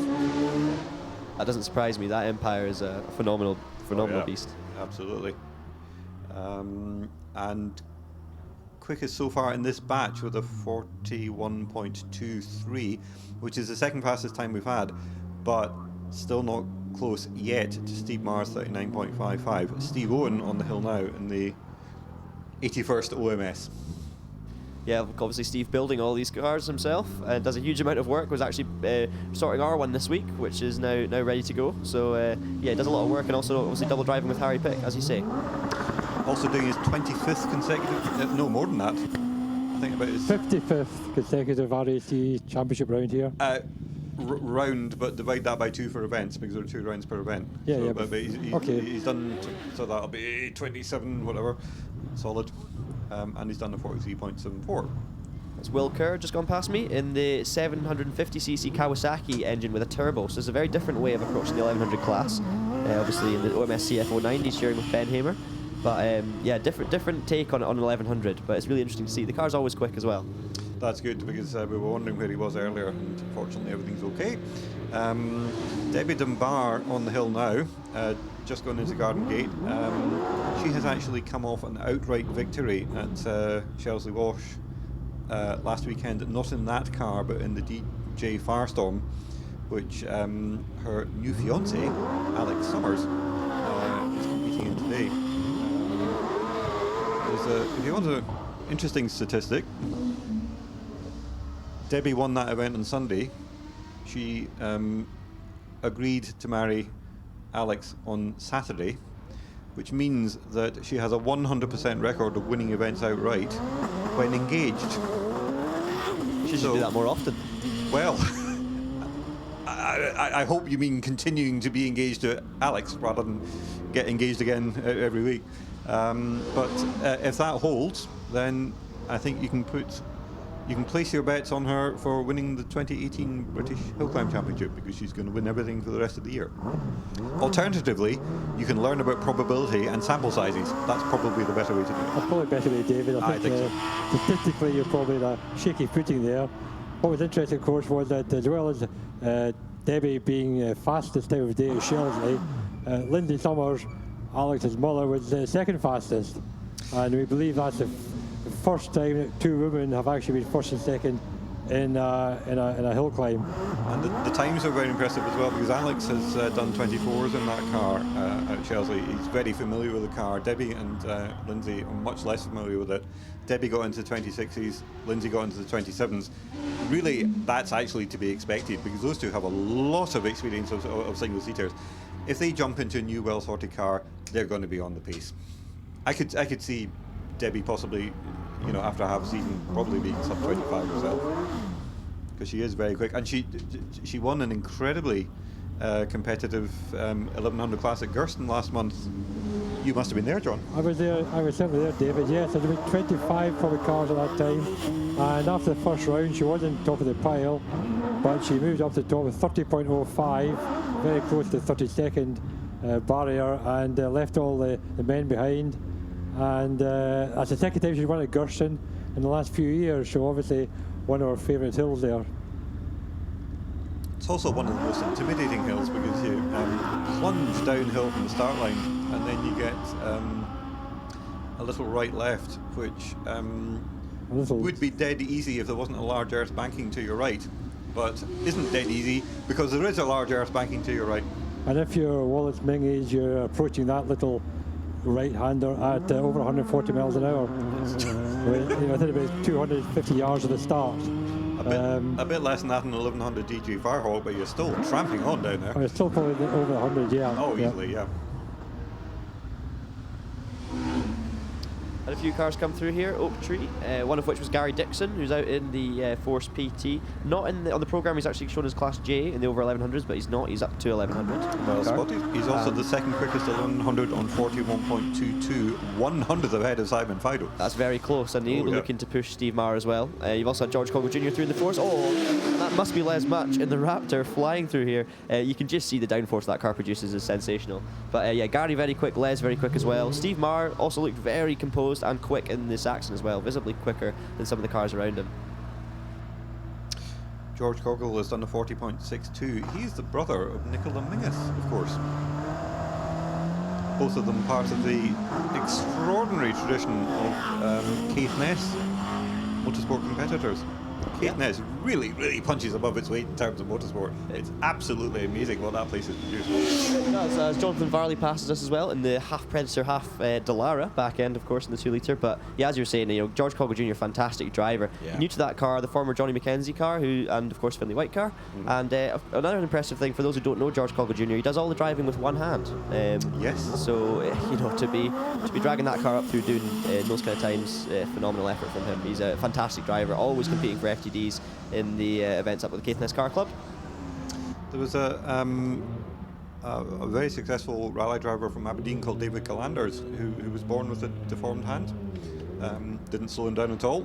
He was really, really quick. And there was the British Hillclimb champion David Good, Yes. who also did not have a full arm on one side. Yes, he didn't have a hand at all on that side, did he? But, No. So yes, it's not a problem if you put your mind to it and get the right car and the right tools to do it with.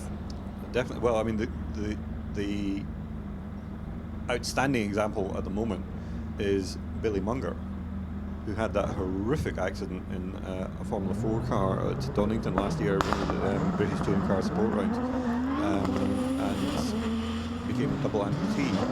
Well, he's now racing in Formula 3. It's an absolutely incredible turnaround. So let's not get too worried about disabled drivers. It doesn't have to be a problem. There are plenty of them out there. There's a lady in one of the Porsche championships.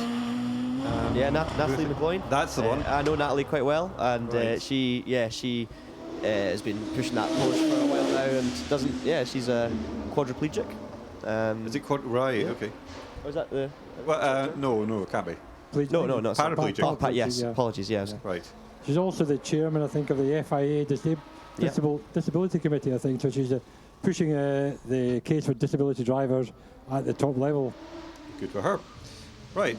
Things are exciting up here because Richard Spedding's going past, and that's always something to make you tremble. He's just gone over the line in 37.84, which is actually only 200s quicker than Les Much, who I forgot to mention earlier when we were talking about other things, is now the quickest in the 1600 class in the Raptor, 0.41 ahead of Graham White.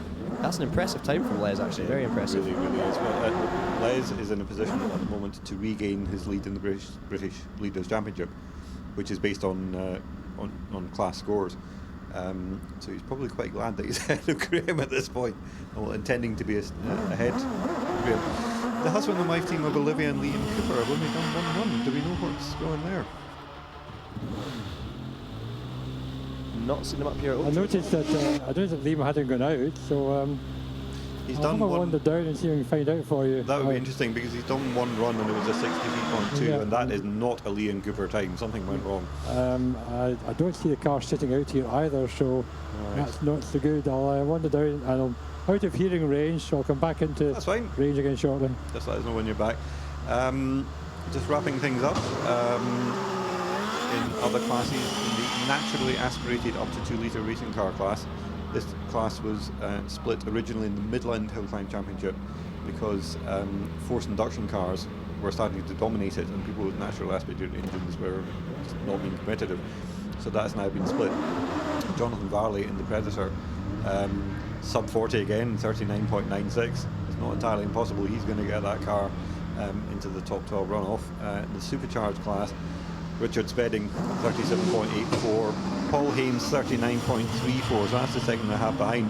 I think Paul Haynes will be glad to be getting any times at all because he runs a turbocharged Suzuki Hayabusa engine, and that engine is new for this weekend because he blew up the previous one. He's had such trouble developing that car over the last few years, and he was just this year managing to get it all sorted. And then the engine blows. So fingers crossed, he can get that one fully sorted and have lots of enjoyable competition in a reliable car. So we've seen Jason Morant go past us here a few minutes ago. He should be crossing the line very soon. Also seen one of the Summers, and I believe it was Richard and the DJ Firestorm, but it looked very quick, whoever it was. No, I think it was Alex who has done. Hold on to your hats here, guys. 36.9. That's a very impressive That thing. is really good. But I mean, Alex does not hang around. I think Alex actually looks like his driving has evolved in the last couple of years, because when he won the British Championship in 2015 in the Moran family's Gould GR61X, he was very, very precise. He is still very, very precise, but at the same time, he looks more willing nowadays to hang that car over the edge, you know. And in support of that, he's got the fastest time in what is by no means the most powerful car. He's probably 200 horsepower down in some of the other cars in the class, and yet he's done a 36.9. Will Hall has just, as I say that, done a 37.59. So he's second quickest, faster at the moment than Wallace Mingus and Trevor Willis. Wallace Mingus is just leaving the line now, and will be streaming past you in about 5 seconds. There goes Wallace past me then. Twitchy on the steering wheel, a lot of movement there trying to hang on to that car through Oak Tree, but he was very, very quick into Garden Gate. You'll see his splits coming up soon. He'll be through the finish line before you know it. He's a bit behind actually on splits. I don't know if what you're saying about him sawing at the wheel is indicative of something. Well, I think that car, the amount of power he's got in that car, you can see that it's a handful, especially around a place like this, and it's maybe quicker for a time to be a bit in a car that's a bit more drivable out here at Doune, but he's definitely pushing, as is Trevor Willis, who looked a wee bit quicker, it must be said, through Oak Tree. I'm sure the splits will tell another story, but No, you're you're absolutely right. He got to Garden Gate 3/10 quicker. Wallace did the 37.64. He did look very smooth through the S's, so maybe there was an issue earlier on which he got sorted out. Trevor's just well, slower to junction than Alex Summers though, but several goes at the throttle coming out of the S's. 37.01 to Alex's 36.90. I think that's a moral draw in terms of a practice run. Only 11 hundredths of a second between them. I think both of those guys would take a moral draw at the top at the moment. Alex Summers, I think, was fully committed through there, through Oak Tree as well. And I must say, Trevor wasn't far off it. But yeah, Alex wringing the neck out of that DG. As you say, it does lack a bit of power, but Alex is one very quick pedaler, regaining his confidence and everything, of course. And he's been flying recently. That car rebuilt recently, but looks fantastic so far this season. And this seems to be the best morning he's had in a while. Yes, I mean we're talking about power deficit, but Doune isn't that much of a power hill. What you really need is flow. That's how you're going to get the times, because I remember the first season I had a 1300cc Vauxhall Nova, which obviously is nothing like as quick as the cars we've just seen, but I think the second event we did that season was here, and it was first in a class of 23. Later that year we went to Durris up near Stonehaven, which is absolutely a power hill, and we were 14th out of 16 because the car just couldn't get out of its own way in a straight line. But it was very easy to drive, and it was very good through the corners. So it's not as much about the power here. Everyone's going to want more power, but certainly Alex has just shown that it's not the be all and end all. I think drivability is always key as well. Yes. I've got a little bit of news. You might not be expecting me to have this news from Oak Tree, but I've actually had the news about Liam Cooper and Olivia Cooper in the Force. It seems to be a gearbox problem for them, which is a real shame, and it sounds like they've had to withdraw. So, real shame for those two, because they would of course be flying. Olivia, fresh off a fantastic event recently, I believe at Gurston. Yes, I believe so. They're both very quick. They're very closely matched as well. Actually, and they would have been front runners in that class. I don't think they've been at Doune very often, but I mean, drivers of that quality, it's not going to matter that much. They're going to get the hang of it pretty quickly. Yeah, hopefully John will have some more information on that as well when he comes back to us. But that's just the word I've had here from Oak Tree. Did you find the Cooper, or did you find the Cooper associate? I don't know who. I wasn't even. It was just someone walked past and told me the information. I didn't even see who it was. Well, thank you, Mr. Didn't get a Spectator. chance. It's probably someone I know really well, and I just didn't see them, and now I've offended someone hugely. But yes, that's why they walk past. Either way, thank you very much for the information. That's yes. Good. It's not good though. It's not good news. It's a real shame for those two. That is a pity.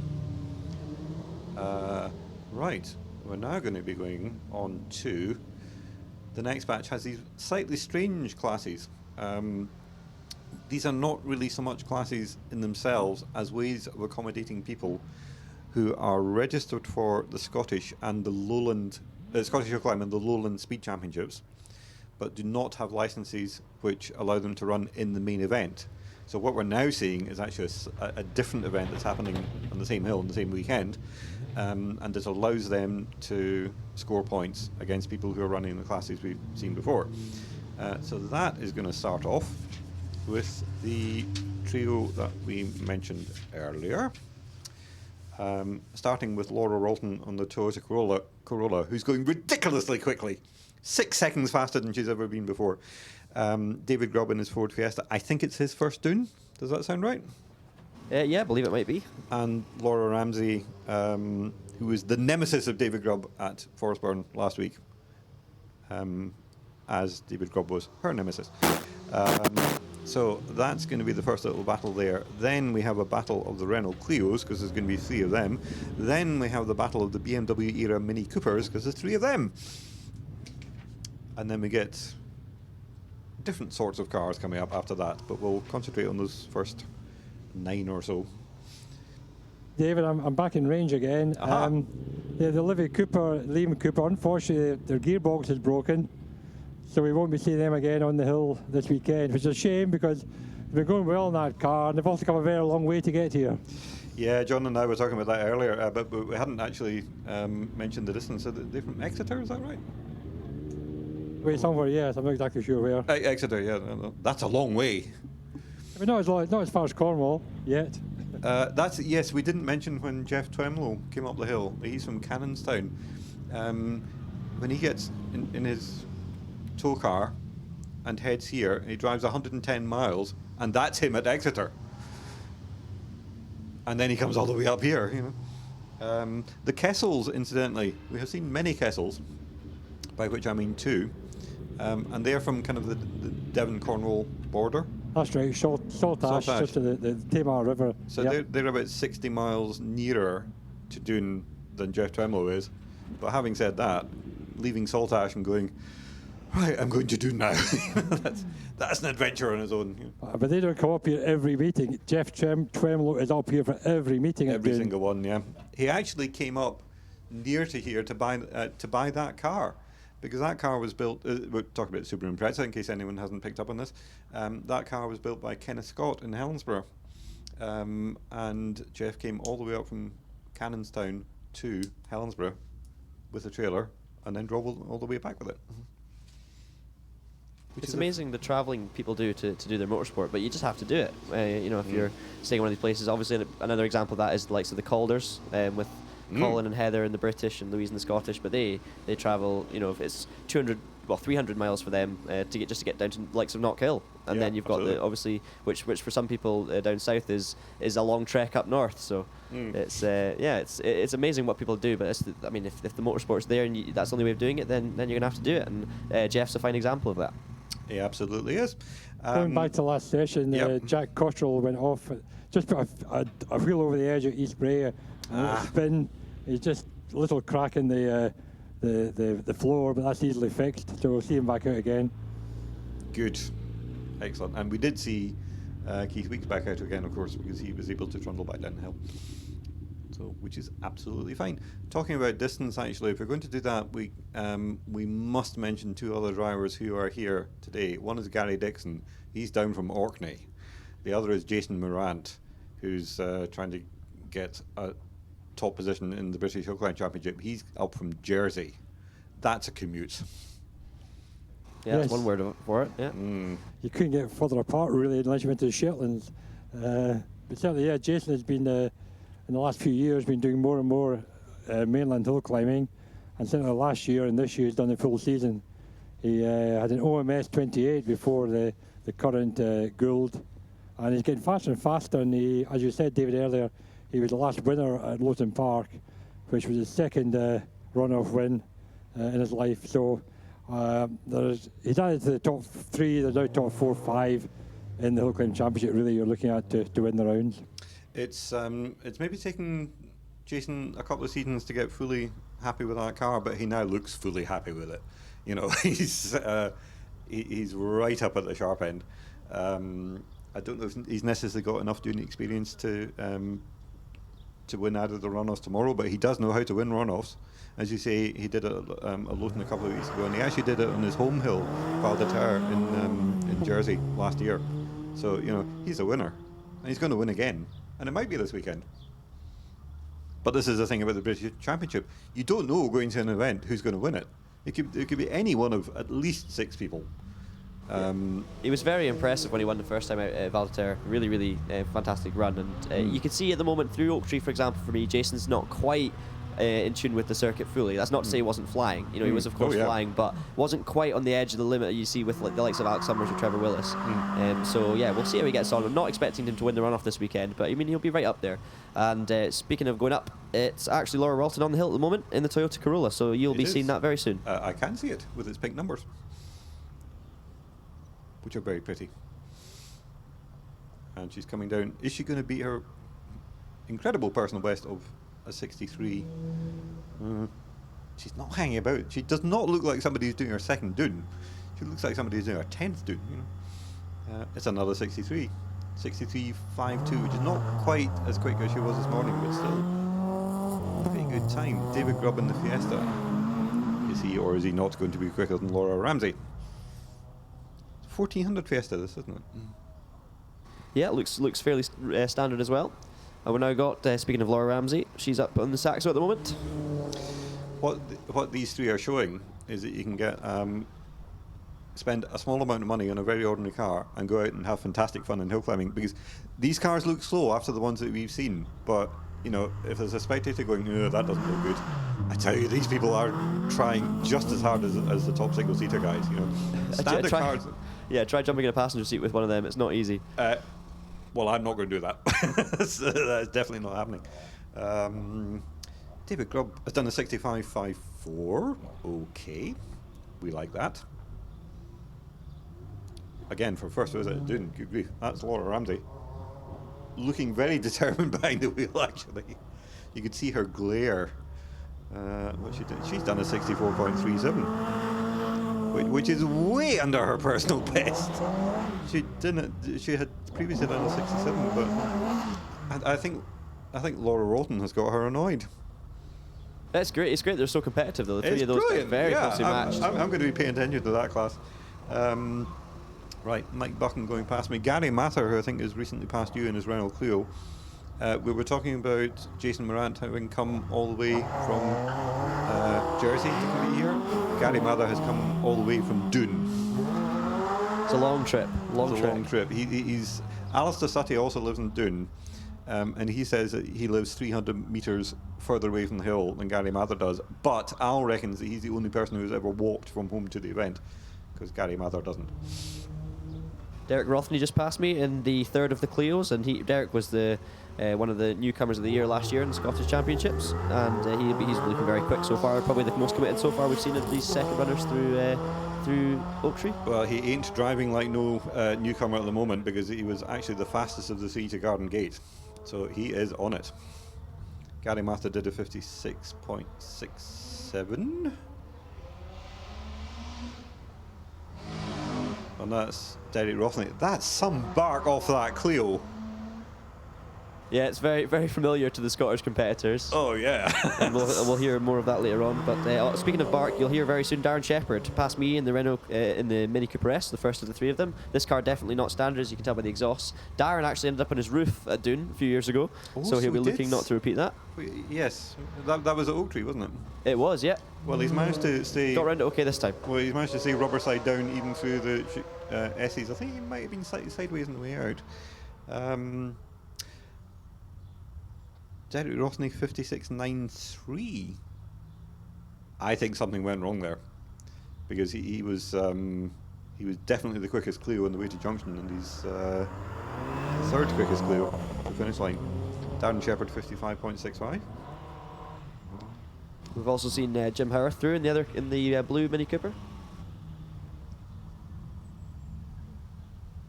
And we're now seeing the next Clio through. That's looks like is that Simon Howarth in another Clio? Simon Howarth is right. Yeah, that's absolutely right.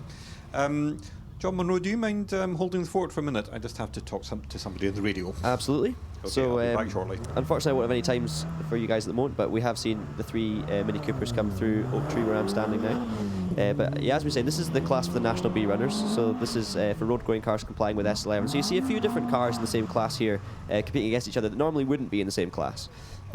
But as we saw, Laura Ralton up in her PB. I'm just having 103 passing me now, so that's David Lawrence in the fantastically neat-looking Toyota Celica GT4.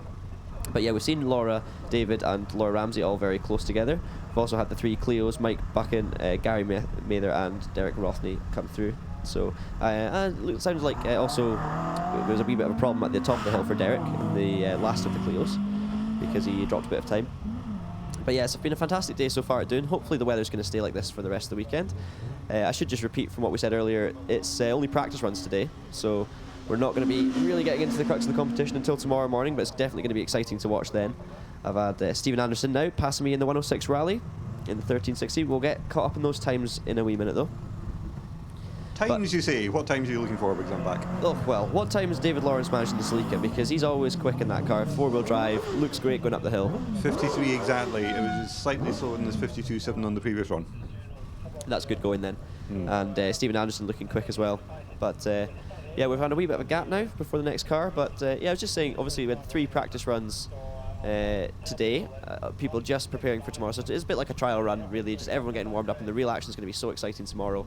I don't know who are you looking forward to seeing in the runoffs, particularly, David. Who's your favourite? Who are you putting your money on this weekend? Oh, don't do that. Maybe a bit early for that, but yeah, come on, don't be that guy, John. I don't know. I mean, there's 6 people could get it. Just about in there on our own conversation here. We've had a car stopped. It looks like it might be Robert Coughlin. He's back underway. He's up on the team now. Yes, because Stephen Anderson is taking a tremendous amount of time to get to the S's. Where is he? He may be East Bray again. Oh, right. Okay, car coming very slowly over. Is Stephen Anderson being a Peugeot 106? Yes, so I think what's Then happened is the 106 is come to a stop. So we've had the Subaru Robert Coughlin had to stop with the red flag. So that looks like that's what's happened. Yes, that's right, because it's taken Robert Coughlin 68.6 seconds to get to Garden Gate. Well, obviously that's not right. Yes. So I suspect something may have happened at East Bray. Also, a bit of a news flash. This is the second last batch. Cars will go down the hill after this. Then there'll be one final batch of the classic cars. And then we get a repeat of the Hepworth doing a demonstration run. How cool is that? Oh, I'm excited about that. I couldn't hear myself think when it came past earlier. So, I can imagine. For anyone who missed that, definitely get yourself up onto the hill. You'll not miss it, that's for sure. I think part of the reason for doing the second run is that some of the competitors today didn't see the first one and they said, "Can it go up again?" What I'm going to do, David, I'll have to go around the paddock and tell people that, I think, because otherwise they may not have heard the announcement. As you know, it's quite difficult to hear down here. Okay. So if that's a definite that it's coming up in, say, 10 minutes' time. That news has come second hand, but the original source was Tim Thompson, Okay, and we automatically believe everything Tim Thompson tells So us. it'll be about 10 or 15 minutes' time. So. Yeah, Okay, I suppose, yeah. Yeah, Not okay. earlier than that. So, yeah, so John Munro, the safe money would probably be on Trevor Willis because he's won here so often before, but, you know, Wallace Mingus has won here before. It could easily be him. I'm basically just going to be reading names out of the program The here. thing is, you say a safe bet. There's no safe bets. I think we're doing. That's the thing.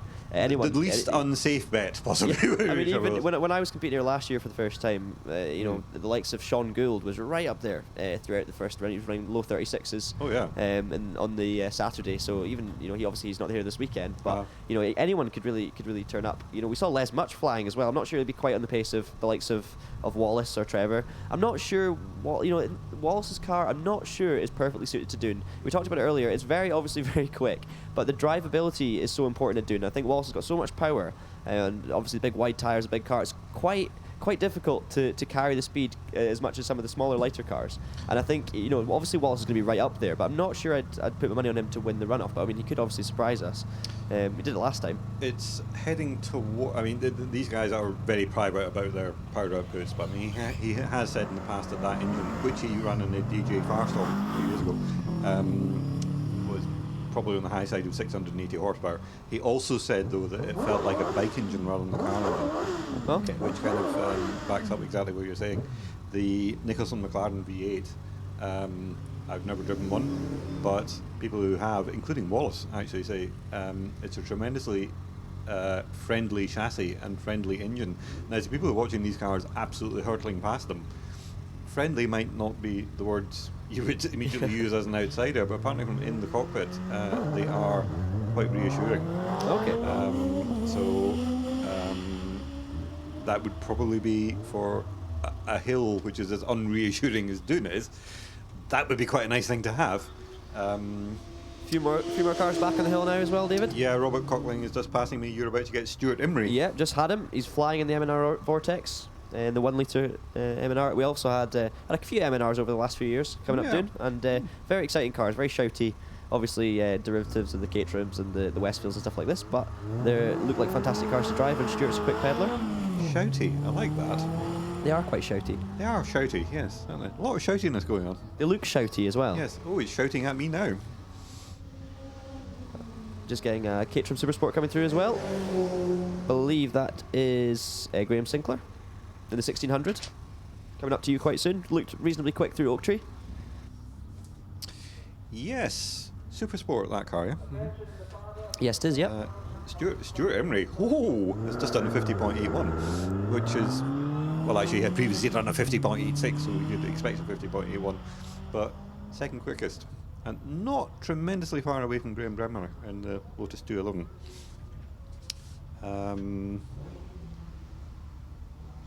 Who else was I wanting to say? Yeah, no, I think we can assume Graham Bremner is probably going to be quickest in this class, but which is a good thing, but it's not a bad thing for everybody else, because as we said before, this is the class which basically allows people to compete in their championship class with other people. So it's not that everybody is trying to beat Graham Bremner, they're just trying to get the best times they can. Yeah, absolutely. Obviously these guys are not normally in the same classes, but it just gives them a chance to get up Doune, and obviously they know who they're competing against themselves, so they'll know whether they've done a good job or not. Just been passed as well by Colin McAteer in the Caterham 7 Road Sport A, another 1600. So a few Caterhams in here before we see Graham running off the class. Lubbock Fraser has just done 53.73, which I think is a personal best in no uncertain manner, because I think he had previously only done a 55. So he's not hanging about. Yeah, it looked quick through Oak Tree as well, must say. Graham Bremner will be with you very shortly. Yeah, and we'll hear the car coming. Graham in the Lotus 211, here he comes now. Coming into Oak Tree, nice in the middle of the circuit. Gets very close to the wall on the inside. Nice and close to the outside as well. Quite early on the brakes into Garden Gate, but that car's got a lot of power, so you can, maybe if you're carrying a bit more speed, need to scrub it off as well. And they had just got a few problems under braking actually at Golspie a few weeks ago. Really? Sitting in the commentary box there, and they were struggling a wee bit. So good to see maybe Graham taking it a wee bit tentatively on the entrance to the corner, but you'll see him now heading through Eastbury. Yes, he's heading up Eastbury now. I can imagine braking would be quite tense, because this is a supercharged Toyota engine. Lots of power out of that thing. Exactly, yeah. Colin McIntyre has done a 53.03. That's spanking on a bit. Graham Bremner crosses the line in 49.7, so very slightly slower than his previous 49.62, but still not hanging around. Sub 50 is pretty good going in this class. Compared to the massive class SA, which we've just seen, we're now into SB, which is only 2 cars. But as we're saying, it's not really necessarily about that. Absolutely. This part of the competition. We've got Craig Morrison just passed us in the F27 Clubman, the former Lenny Bray car. And Craig bought this car a few years ago and is getting to grips with it now. 1300 engine in it. And yeah, it seems to be going reasonably well. Not too on the edge through Oak Tree, but quick enough. And we've just seen the other car in that class, Sandy Leal, passes as well in the Saxo. So 2 very different cars making up this class. Let's not think of this as a rivalry between these 2 drivers, because they're in such different cars, right? It doesn't matter. If they both get to the top of the hill, Craig Morrison's going to be quicker than Sandy Leal. Not Sandy Leal's fault. Totally different kind of cars. Yeah, we are cool with that. They'll be competing with, obviously, they know who they're normally up against from the National A runners as well. So they'll know who they're aiming for. But yeah, Craig Morrison, good to see him back out. He had a wee bit of an off at Doune earlier this year at the top, but through the chicanes. Hopefully it goes better this time. Certainly did, because he's done a 52.7, which is not bad. Sandy Leal in quite, maybe not a shouty, but certainly a grumbly Citroen's axle. That sounds pretty good. 60.52. Very similar looking car to Laura Ramsey's, Yeah. but these are of course different, and this one being in the modified cars class, so obviously some changes to the car there. You could hear that. Even if you didn't see the car going past you go, yeah, okay, that ain't no standard car. So looks like that I believe that's the red flags out, so I think that might be the end of the batch. It will be for the end of the batch, yes, because Dean Bowie is going through the chicane, the S's, keep saying chicane, S's, perfectly happily, and it's cross line of 57.53, so that will be the end of the batch. That's the first of the Mazda MX-5s we've seen in this batch. Yeah, So of he'll course. come down and hand over to Alan Bowie. Yeah, the one double-driven car at the end of this one, so that's why you're seeing that one up first. Of course, just for anyone who isn't aware, when these cars are double-driven, you can't, of course, go in the same batch, so you have to run in different orders. So we'll have one driver up at the end of the previous batch, as you've just seen, and then they'll come back down, switch over down the bottom, and then the next car can, the second driver in the car can run in order of class. So what you're about to witness is the Mazda MX-5 class. This one is fantastic. It's going to be fun. There's going to be some records broken here. Oh, yeah. We mentioned it earlier, but names to look out for to be right at the top of the class, the likes of Ross Glenn and Andrew Connell. Ross in the black MX-5 121 and Andrew in the red one 123. But yeah, if you're wanting to see some sideways action, and it's it's definitely not sideways but with no speed, because they carry the speed. They definitely carry the speed. So we'll see a lot of drivers out there pushing on as well. And of course, they're not the only quick drivers we've got in the class. We've got the likes of Keith Rose returning to Doune after a scary accident here last time out. You've also got David Wallace, Leslie Ann Schooler in the awesome Golf liveried car, and as you say, Alan Bowie, Dean Bowie, and Alan Harrop. So yeah, great selection of MX-5s, and they should all be reasonably well matched. Yes, and this is a particular significance also to the Max Sport Competition Tyres Lowland Speed Championship, which at the moment, among the people who have scored in every round so far, this is a Mazda festival, because Alan Harrop, who's been third quickest so far in practice today, is leading that championship overall. Henry Simmons is second, but he's not competing this weekend, so he's going to drop back, but can catch up again and drop scores later. Peter Locke in the RX-8 is third, and Leslie Ann Schooler, who you mentioned in the golf car, is fourth. So they're all going to be really keen on improving. I'm going to try and update that championship tomorrow, but it's not just 9 points for a win, 6 points for second, etc. It's the percentage of the driver's time versus the class record. So I'm going to have to get my calculator out for that.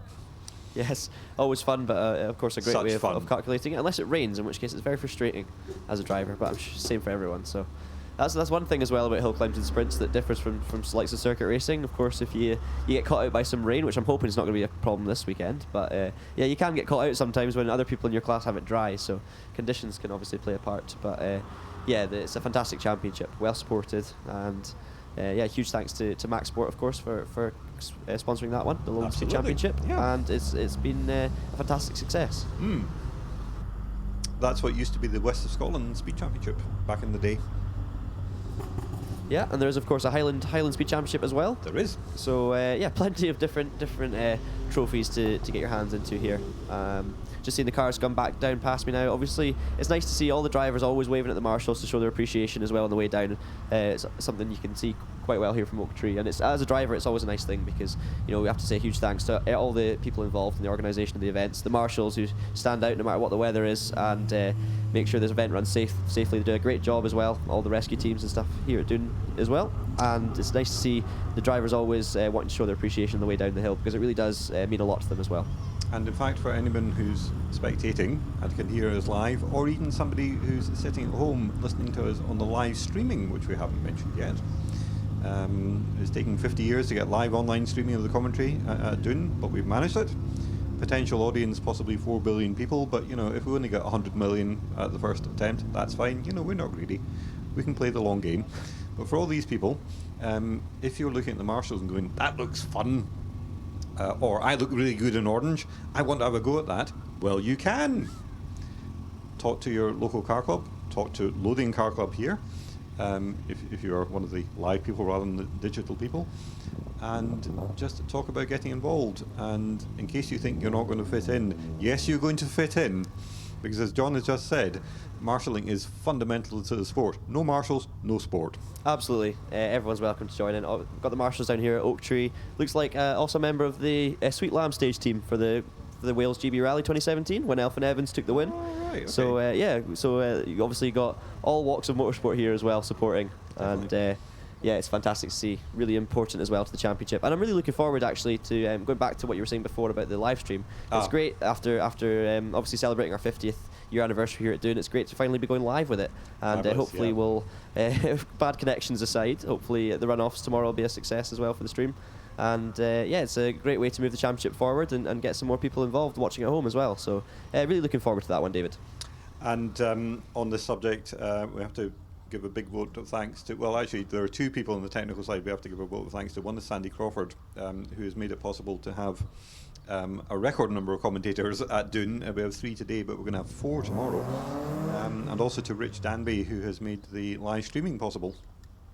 He has done that in the past with showing top 12 runs at various different venues, including in the Channel Islands. But I think this is the first time he's managed to do it for a full event, and with specifically streaming the commentary, so everyone can hear that rather than just picking it up from the video. So Rich is definitely pushing the sport forward in that respect. Got Keith Rose on circuit at the moment now, David. You Keith, of course, had a really scary accident at Oak Tree last time out, but he's definitely regained his confidence. It's fantastic to see him back out so soon after the accident. Obviously, in another MX-5, he had another one, similar car, not quite as quick as the first one, so that wasn't keeping him too happy. But he was out at Golspie, wringing the neck out of it, and it's good to see him just go through Oak Tree. Definitely didn't seem to be lacking in confidence there. Split times aren't quite as quick as they were earlier on today, but there's probably a jolly good reason for that. Maybe his split times earlier were very strong, but either way, That could be true. we'll see how he comes across the line. Well, he's he's giving it large through the S's. I'll give him that. You can actually hear from everywhere where you can hear the wheels spinning out of the S's. It's nice, and you'll From also where you are? be able to hear. Yeah, the one car, Oh, cool. 117, David Wallace in the MX-5. This is a Mark 1 MX-5, so a slightly different take on it. But this is a really neat looking machine. Mark 1 MX-5, a fantastic car to drive, having driven it personally for many hours at Anglesey for the Race of Remembrance. Absolutely. They're superb cars to drive. I actually prefer them personally to the Mark 3, which we're not seeing any of this weekend. But yeah, just great drivers' cars and very cheap way of getting into motorsport. At the beginning of last season, I drove a Mark 4 at Prescott. It was the 2-litre Sport, and I thought it was going to do. I reckoned that if on the last run of the day, it got into the, if it got a high 55, I'd be really, really pleased. I did something like a 53.4. I could not believe how well balanced that car was. Absolutely, yeah. I've heard actually the Mark 4 is a bit more like the old Mazdas, like the Mark 1, for example, from people I've spoken to. It's much lighter than the Mark 3, Yeah. which I think partly helps. The Mark 3 feels a bit like a bit of a bigger, wiser Mazda. It's not quite as pointy and sharp. It's a great car, but it's more of a. It does feel a bit bigger, and Yes. it's still great. But And then we go to the Mad Nutter Mark 4, yeah? absolutely. And it looks like I've just been passed by another Mark 1 MX-5. I've also had Leslie Ann Schooler come through, so we'll see how she gets on. Yes, Alan Bowie is the one you've just seen, and Leslie Ann School does a 64.08, which again is a little bit slower. Dean Bowie has gone quicker than he did before earlier. Nobody else has matched their second practice time. I'm just wondering, I've had experience in the past of Doune actually overheating. I'm just wondering if it's maybe just getting a bit hot. I don't know what it is, but there comes a point where Doune slows down. Quite unlike Lothian Park, incidentally. By the time Lothian gets unbearably hot, that's when the really good times are happening. It's just not quite happening here. Maybe it's just a case of drivers having two good dry practice runs in the morning, so they've got plenty of time to get it right, and maybe just not quite matching that in the afternoon. I should say though, just been passed by Ross Glenn, and definitely keep an eye on these next two Mazdas, because they're very exciting to watch. Yeah. Ross flying through Oak Tree using all the circuit, as always, which is no surprise at all. And Andrew Connell especially, I remember watching him every time out. He uses all of the circuit and more, but always in complete control. So you'll enjoy watching those two. Well, I'll tell you about them in a minute. Meanwhile, Alan Bowie has exploded my theory by going quicker than he did before. Right, Ross Glenn coming at me.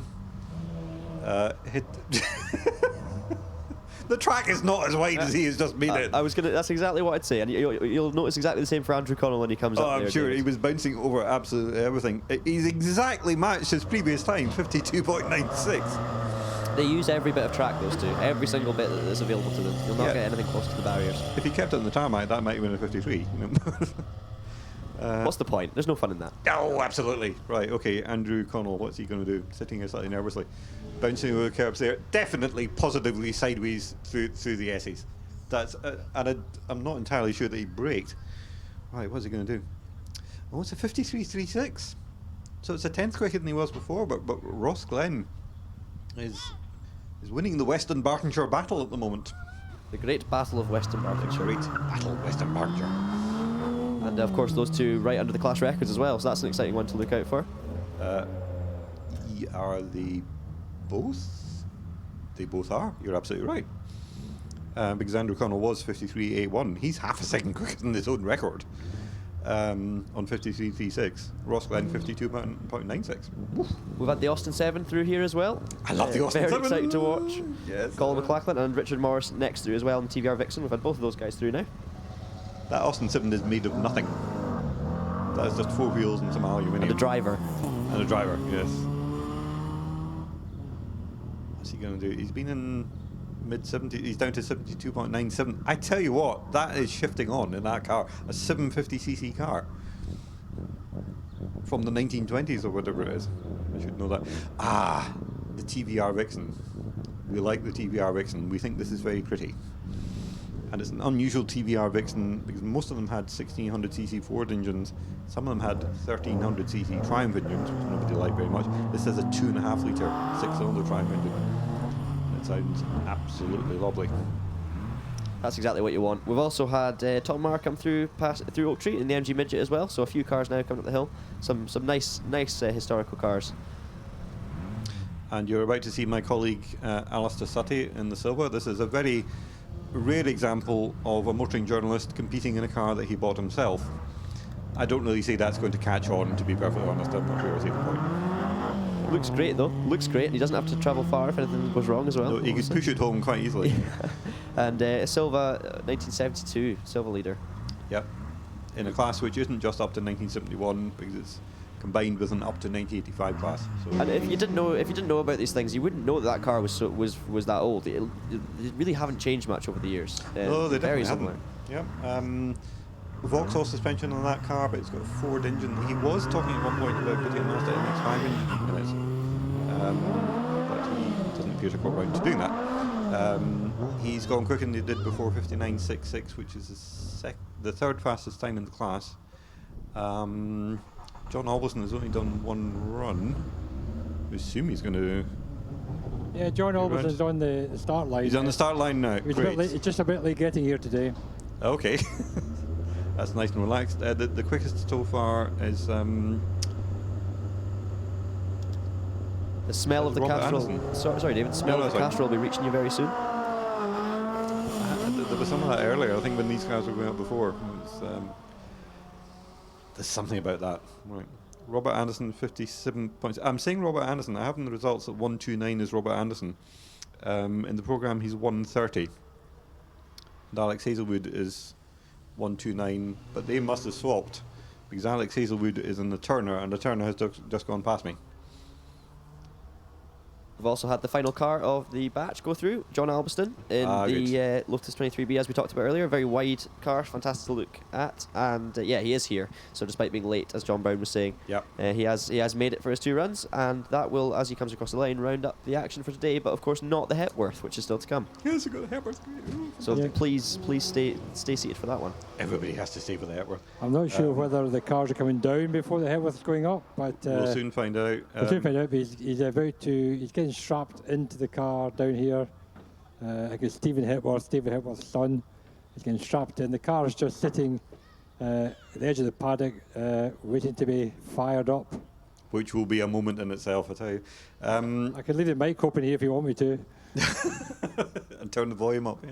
Yeah. John Alberson, incidentally, was faster every point on that run than he had been previously, and he's done a 54.98, which is comfortably the quickest in that class. Robert Anderson second quickest. I don't think so. You've had three, haven't you? Asta Sati third, and those are the three who have been under 1 minute so far. And I'm now sitting all tense, just waiting for the Hepworth. Can you see there, David, whether they're coming back down the hill first or whether the Hepworth's going up? Haven't done so yet. I shall let you know. It does take them a minute or two just to get. I think they probably come down first. They're just getting the car now, so they've got plenty of time to bring the cars down first, I would imagine. That would seem to be the reasonable way of doing it. Right. So just a quick recap then. We reckon that the fastest today, yes, cars are coming down the hill now. Alex Summers is fastest so far on a 36.90. Trevor Willis not far behind on a 37.01. Will Hall on a 37.59. Wallace Mingus on a 37.64. But I just need to check other classes. 37s, did you, from... Yeah, we got Les 37 from Les Much and from Richard Spedding. Richard Spedding, he had a naturally aspirated Suzuki Hayabusa in that Raptor for the last couple of years. It was fantastically quick in it and won several rounds last year. It's now supercharged. It's been a difficult start to the year. I think there've been fueling problems with it. But that seems to have been sorted out. But it means that Richard is now in effect at the start of his season with a car that's running right. Yeah, there is the Hepworth starting up now. I could hear that actually. What a sound! Good. 5 litre Chevrolet V8 on open pipes. And the other thing about this car is it's actually 4-wheel drive. It's got a unique gearbox, which is a shaft coming along the right-hand side of the driver's cockpit to the front axle. And enormously wide front tyres on it. I mean, the steering must be so heavy in that car. You'll definitely not miss it, that's for sure, when it comes up the Will hill. not miss it, no. But yeah, what a great day we've had here so far. Weather's good. Hasn't it been good, yeah? We've had a few small incidents, but nothing too major. And yeah, it's been very successful. And as I've just been passed now by John Albston in the Lotus, so that's all the batch heading down the hill as well. And yeah, what a great way to end it, and a great way of celebrating the 50th anniversary of Doune. It's a fantastic hill climb, and obviously one of the most famous around the world. Actually, in the UK, it's known as the King of Hills, and what a great way of honouring it. Very well spoken. It's also referred to as the most intimidating hill in the British Championship, which is just about right. Wiscombe can be quite exciting. Craigantlett in Northern Ireland is exceptional. There's the drama of Chesley Walsh. I better stop now, because if I try and run through the whole list, I'll miss You'll one. never People, stop. well, people will be cross that I missed their favourite one, right? So I'm just going to stop arbitrarily now. The British Isles is full of wonderful, wonderful hill climb courses, but we do kind of like Doune best, don't we? Really. Doune, nothing really matches Doune in terms of the kind of edge of thrill and adrenaline. It's a scary hill, Doune. You know, as a driver, it's probably one of the most fear-inducing, and therefore that's why it's the King of Hills, and that's why it's so intimidating. And so, I mean, I guess that does really, for the fear factor, that really separates it from others. Not necessarily the best driver, still the most technical, but some people would argue against that. And I think obviously it's still a fantastic hill to drive, and I just don't think you can come close in terms of the sheer adrenaline and yeah, as you say, intimidation. Obviously, the hills like Shelsley are fantastic, steeped in history and fantastically technical hills. Obviously, likes of Prescott and Lothian as well. You know, I'm not going to list them all like you said, but Doune just has a different kind of feel about it in terms of intimidation, and that just gives it this atmosphere that makes it stand out. And the other thing is, although we're celebrating 50 years, it's actually a fairly young hill in championship terms, because Chesley Walsh dates back to 1905. It's on its way now. Oh, fantastic! Just take a deep breath and watch this fabulous car come up hill, pursuing a Land Rover, I believe. I'll have my microphone on so you can hear it come through Oak Tree. Not that you'll need it. No. Right. Chasing Land Rover. Yeah, Tim Thompson Clark, of course. This has to happen because it's a demo run. So there's a Land Rover, and then the Hepworth, and then a Mitsubishi pickup. You know, it all makes sense. Tim Thompson, you'll see driving that Land Rover pretty damn quickly.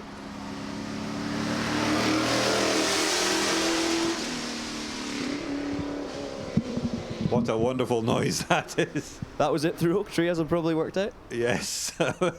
Thank you for leaving the mic open there. That was just brilliant.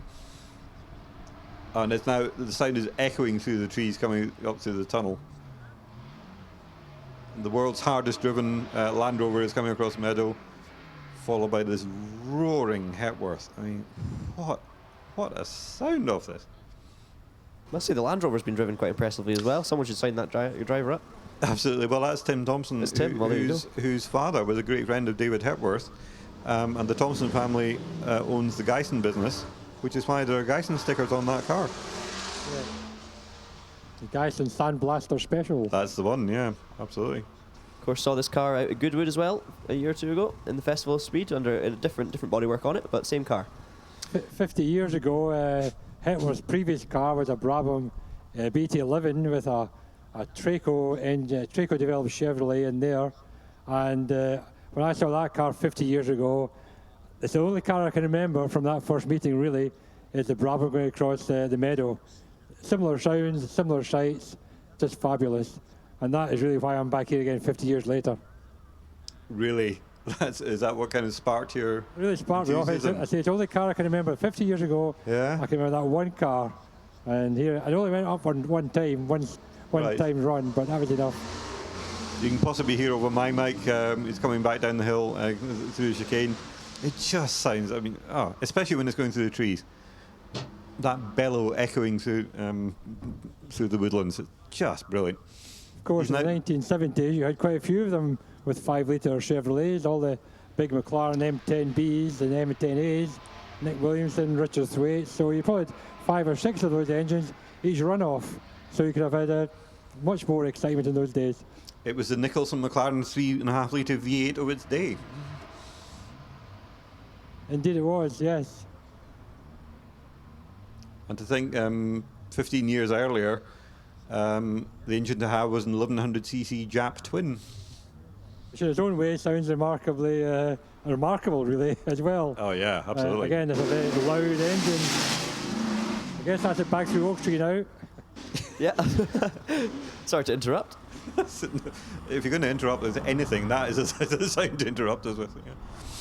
Have you got blood leaking from your ears now, John, or are you okay? I don't know because it's been caught by my earphones here. So I won't know. Of course. Oh, right, okay. Anyway, moving on. What a splendid way to end the day, then. It's a really, really good day of practice. Tomorrow, we're going to start. I think the plan is to do a 8:30 start, and that'll be the 4th and final practice run, which will also wake everybody up for the first competition runs, which will allow people to score points in the Leaders' Championship and to qualify for the British Championship runoff. Then we will have the first runoff, then we'll have a lunch break, and then we'll do that whole thing again. In the Scottish and the Lowland Championships, the better time that each competitor does across the 2 competition runs is the one that will count towards their score.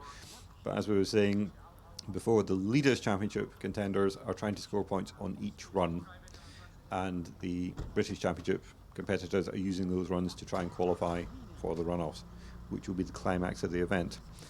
But that's something to look forward to. In the meantime, hope you've enjoyed listening, hope you've enjoyed being at Doune, or sitting at home, or possibly sitting in the cafe at Prescott, because I think that's happening too, and seeing what's happening on the live stream. And we will hope to see you all and all your friends tomorrow. And thanks very much also to the 2 Johns. Goodbye from John in the paddock. See you tomorrow.